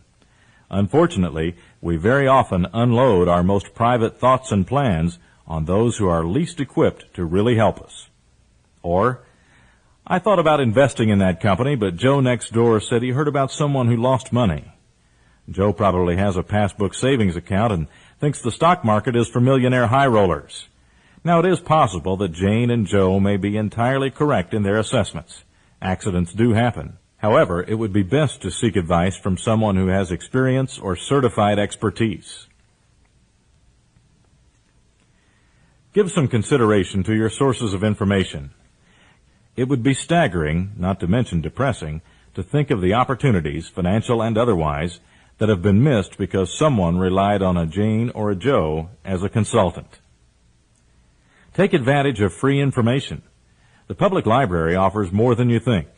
Look into it and really learn how the library can be used. Newspapers, magazines, and reference materials can be of great help as you research your own business and those of your customers. Know your business. This may seem obvious, but many people think they know their business if they know their own job description. If that's all you know, how can you ever go beyond your present level? Find out all you can about how your company operates. Annual reports, newsletters, and conversations with employees from different departments would be a good start. Then talk with customers. What do they think about your company? And in particular, about the work done in your area. If you do all these things on a regular basis, you will quickly move far ahead of the "that's not in my job description" crowd. In To Build the Life You Want, Create the Work You Love, author Marcia Senatar tells of a young hairstylist who wanted to build his business by serving more affluent customers. In order to feel comfortable around the well-to-do, and in order to make them feel comfortable around him, he refined himself, smoothing out the rough edges. He signed up for elocution lessons, found them well worth the time and money, and went about building an upscale image that would match the clientele he wanted. Review goals of others. What is your company's CEO's primary goal for this year? What is your supervisor trying to accomplish? What is at the top of your best customers' list of priorities? If you're not certain, ask to meet with them so you can find out. You may already have information that will help your company solve its biggest problem. Again, most purchasers say their biggest problem in working with salespeople is a lack of knowledge on the part of the salesperson. That principle carries over into other areas of work, not just sales. If you go into a meeting with the sincere intention and the necessary information to help someone else solve a problem, that person is going to see you not as a drain on his or her time and money, but as a valuable resource. Senator also quotes a computer repairman who kept his job at a time when many other middle managers were being let go by their companies. I've made it my business to improve myself each year, to diversify my skills, to give customers more than they expect whenever possible, he said. Going the extra mile routinely is a discipline for me. I wake up early each morning and sit in my garden with my coffee and reflect on how I can better serve my customers. No one tells young people about this self-training, but that's what it takes to succeed. Turn money into money with knowledge. That's not exactly the title of this cassette, but it's logical that turning knowledge into money will require a little knowledge of money. Financial planning has become more important than ever as more Americans rely on themselves for a stable financial future. Make a study of the basics of financial planning so that when you meet with an expert, you'll be better able to understand the advice you receive. If this is new to you, start with financial advice columns in newspapers, which are generally written for non-experts. And as mentioned earlier, the library can be an excellent place to begin your studies, as can the Internet. Before you make any decisions about investments, make sure you know how you feel about money. Many people can state their financial goals only one way. I'd like to make a lot of money. Well, how much? A lot to one person might not be a lot to another. A good rule of thumb is that the amount of money you need to make is the amount it takes to keep you from worrying about money. For some people, that might be $25,000 a year. Others couldn't sleep at night if they made less than $500,000 a year. You may not consider yourself a person who is motivated by money, but that's a great reason to analyze your needs, and then you can really keep money worries out of your life. The questions to ask are, how much money do I want and need to make? Can I do that with my present skills and experience?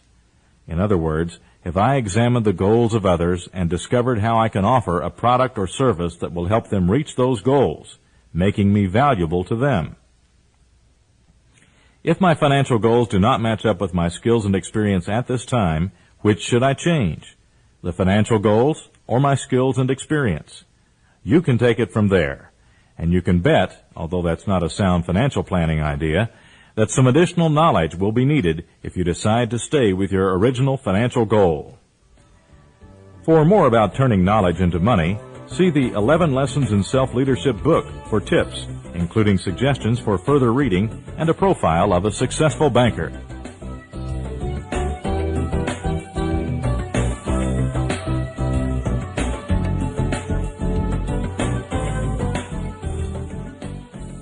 Will Money Magically Follow When You Do What You Love? By Marcia Yudkin. The title of a very popular book by Marcia Senator has always bothered me. Do what you love, and the money will follow. Those words promise a kind of magic many of us would like to believe in. As in a fairy tale, just believe strongly enough, and your dream will come true.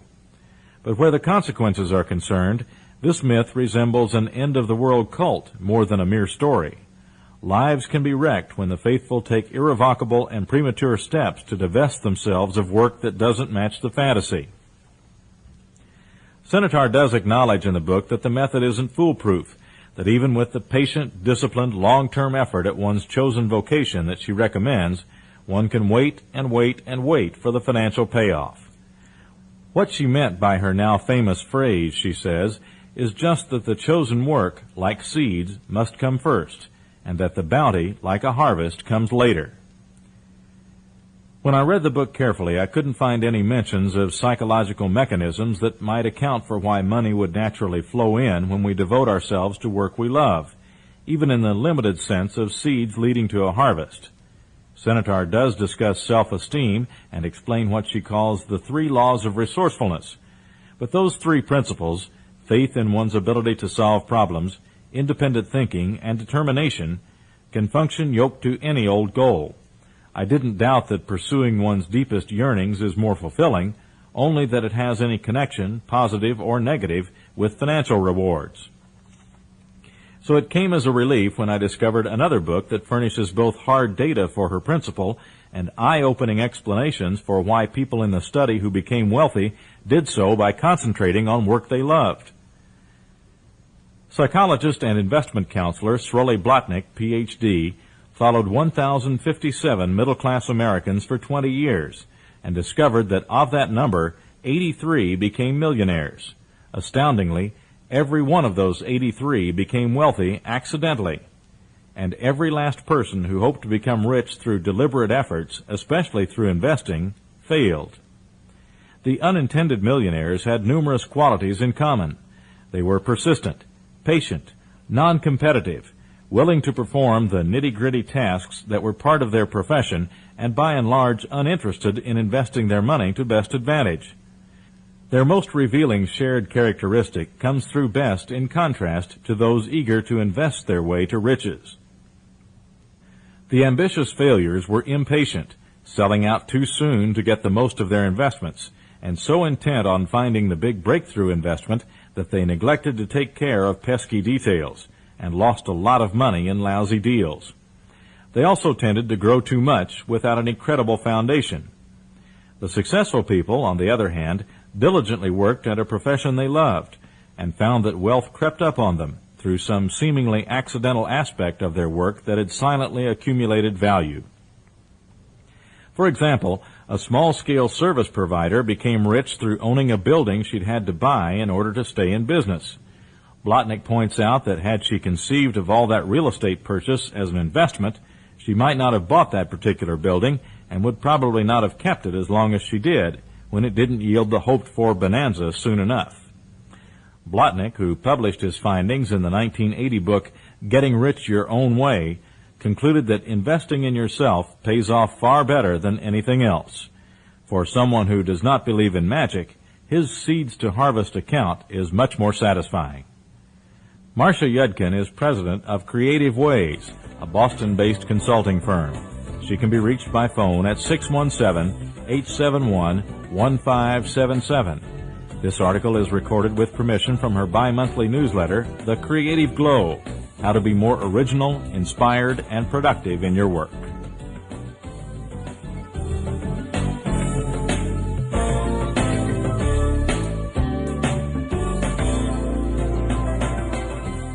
Job Rotation Thwarts Burnout by Martin Yate. The smart farmer uses crop rotation to ensure consistent quality and productivity. He knows that the same crop raised year in and year out from the same soil will eventually suffer in terms of both quality and quantity. To avoid these twin evils, the smart farmer rotates his crops. Every 2 or 3 years, crops grown on one area of the farm are transferred to another area. Good farmers know that a single crop left in one place too long will impoverish the soil by overloading it with some things and denuding it of others. They realize that continued overuse of one crop in one place results in soil burnout. Similarly, one person in one field for too long can lead to a drop in quality, followed by a drop in productivity, and ultimately burnout. In fact, many of those you might have diagnosed as suffering from burnout would greatly benefit from job rotation and the accompanying challenge of new assignments. We can and should recycle selected employees in this way, offering those who are no longer optimally productive different assignments that offer the potential of fresh achievement and renewed meaning for their professional lives. Companies that cannot do this will see tenure diminishing and will be unable to attract the best of the up-and-coming professionals. Actually, job rotation has been a staple for some time in developing company leaders. The very techniques that have kept fast-trackers married to one company can be used to instill the same experience and commitment throughout the workforce. After all, a team is only as strong as its weakest link. Job rotation offers the added benefit of improving interdepartmental cohesion. When our workers understand the needs and goals of the people across the hall, both because they have worked there and because they have friends there, the whole organization is at an advantage. The concept of job rotation differs significantly from the linear track by which one progresses upward by many steps through the ranks, from, say, clerk to departmental head. It is also distinct from the parallel ladder, where a project engineer grows to be a staff engineer, then senior staff engineer, and perhaps finishes by attaining the fellow designation. The goal of all three, however, is the same: to improve motivation and improve commitment.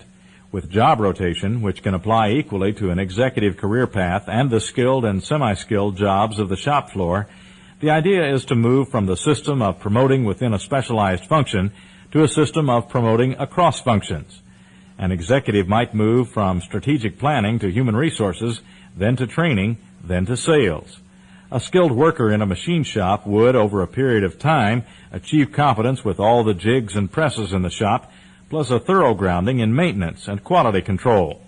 Jobs are enriched, people are enriched, and burnout is just another word.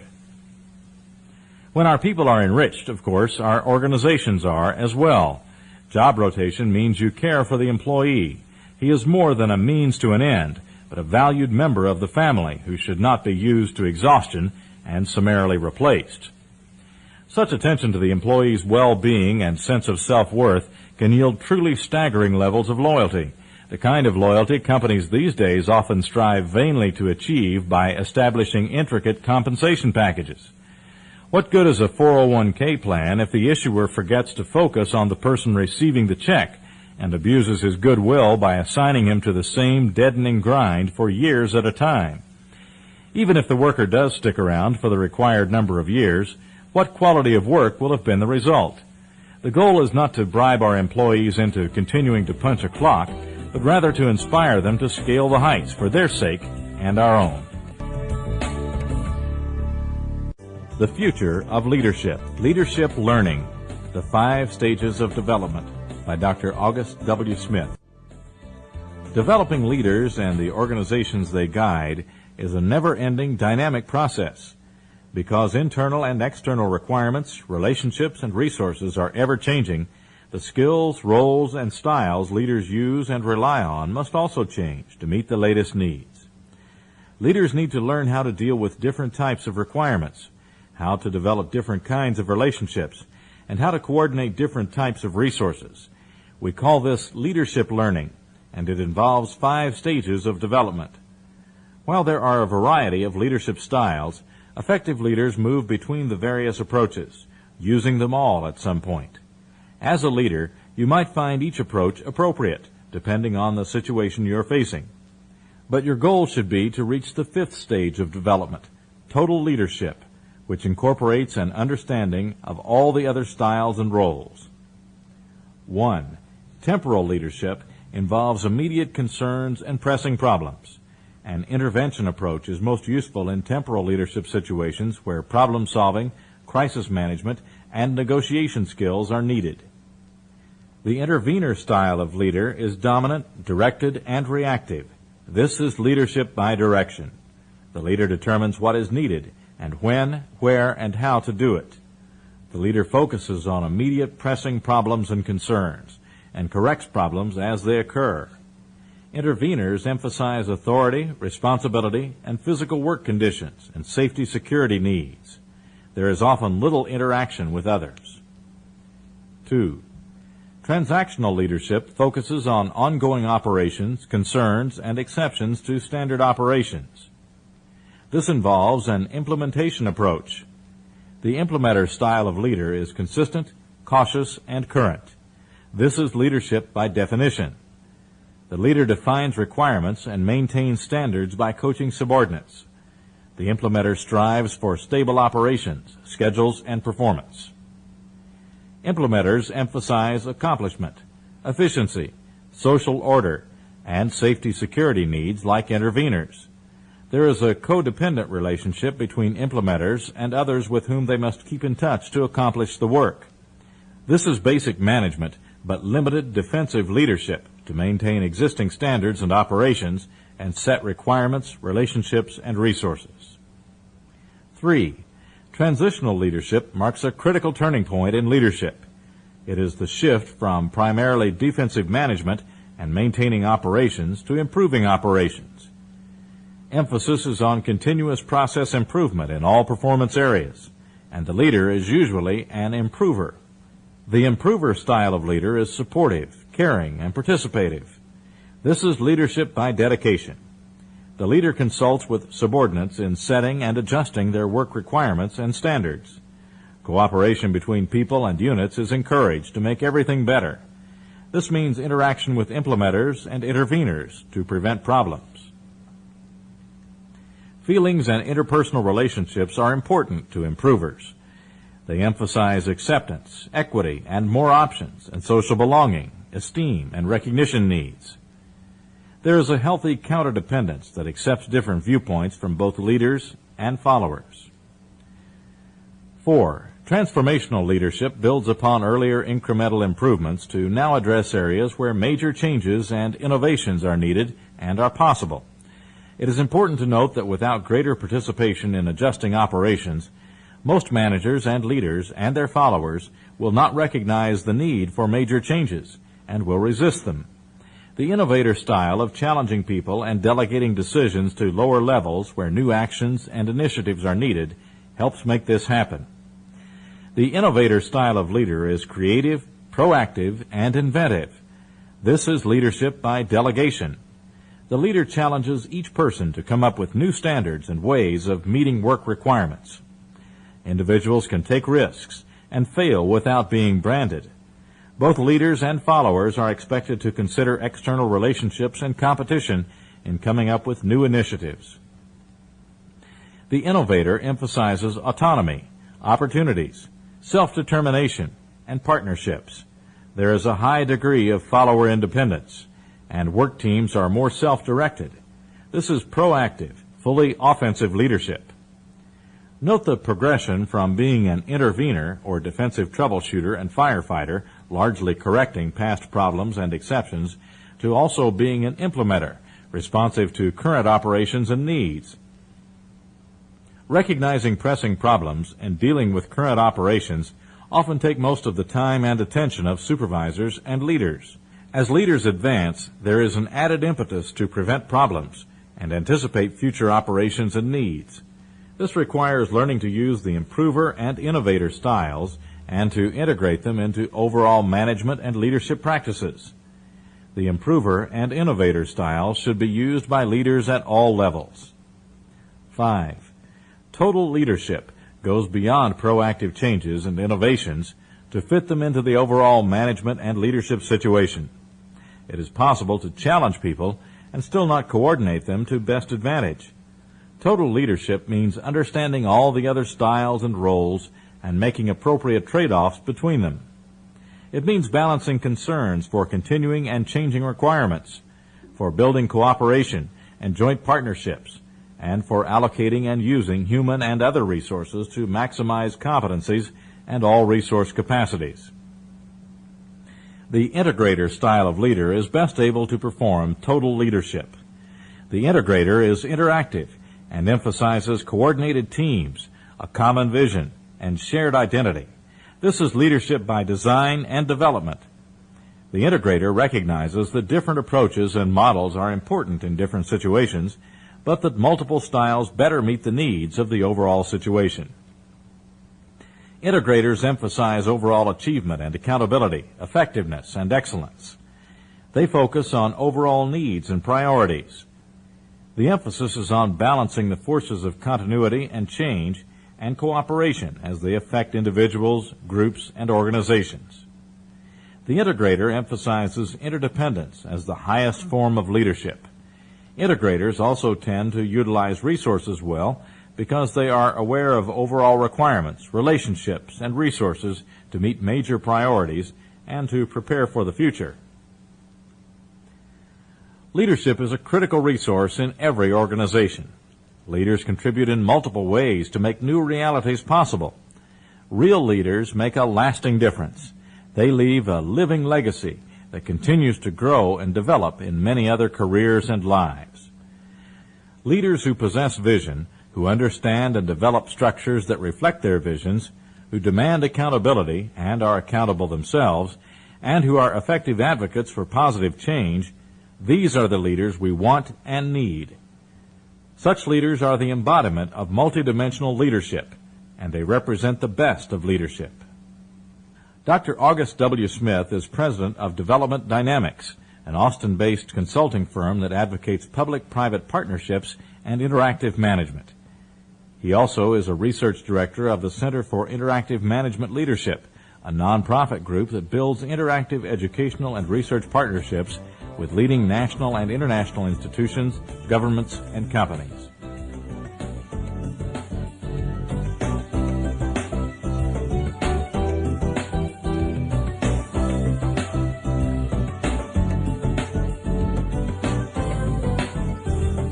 Diverse visions mark leader of the future.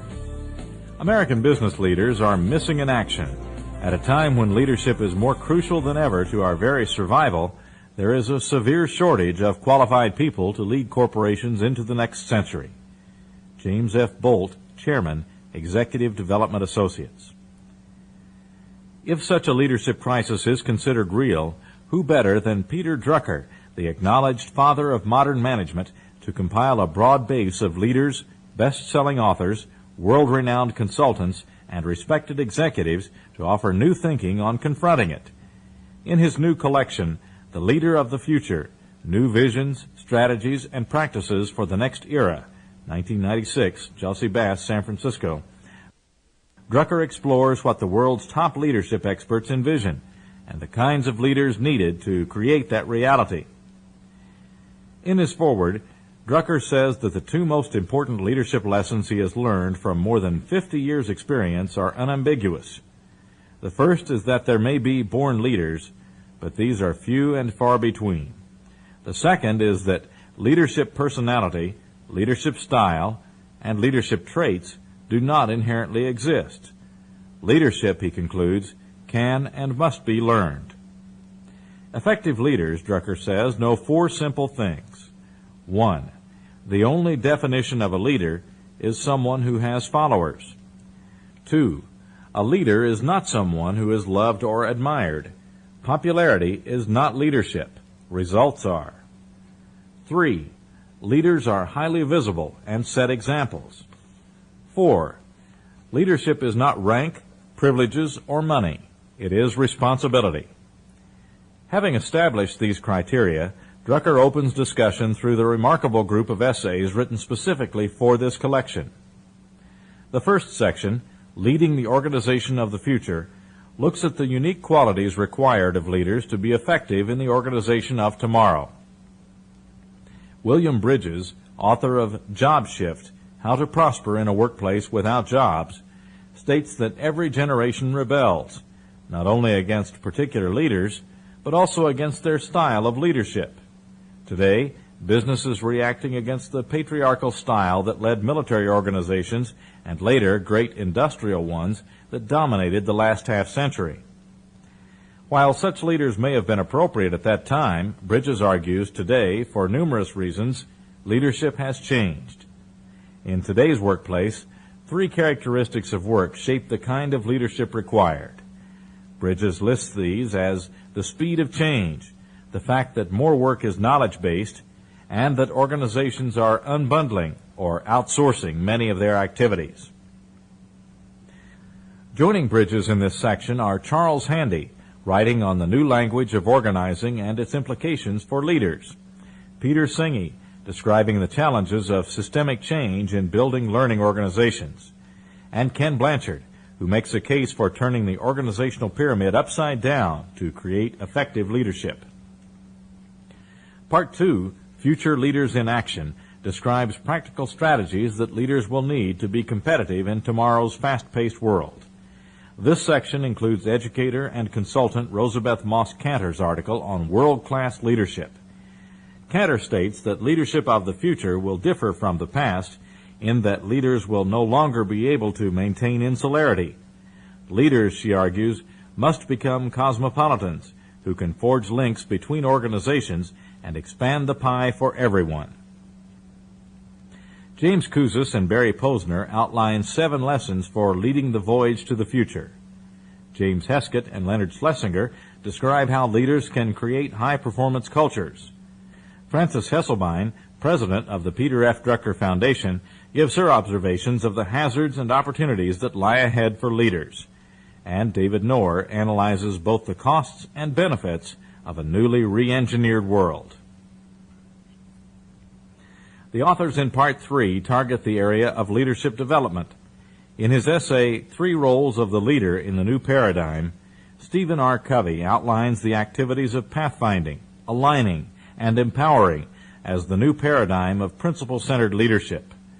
Covey defines pathfinding as tying together the leader's value system and vision with the needs of the customers through a strategic plan. The second activity, aligning, ensures that organizational structure, systems, and operational processes contribute to achieving the targeted mission.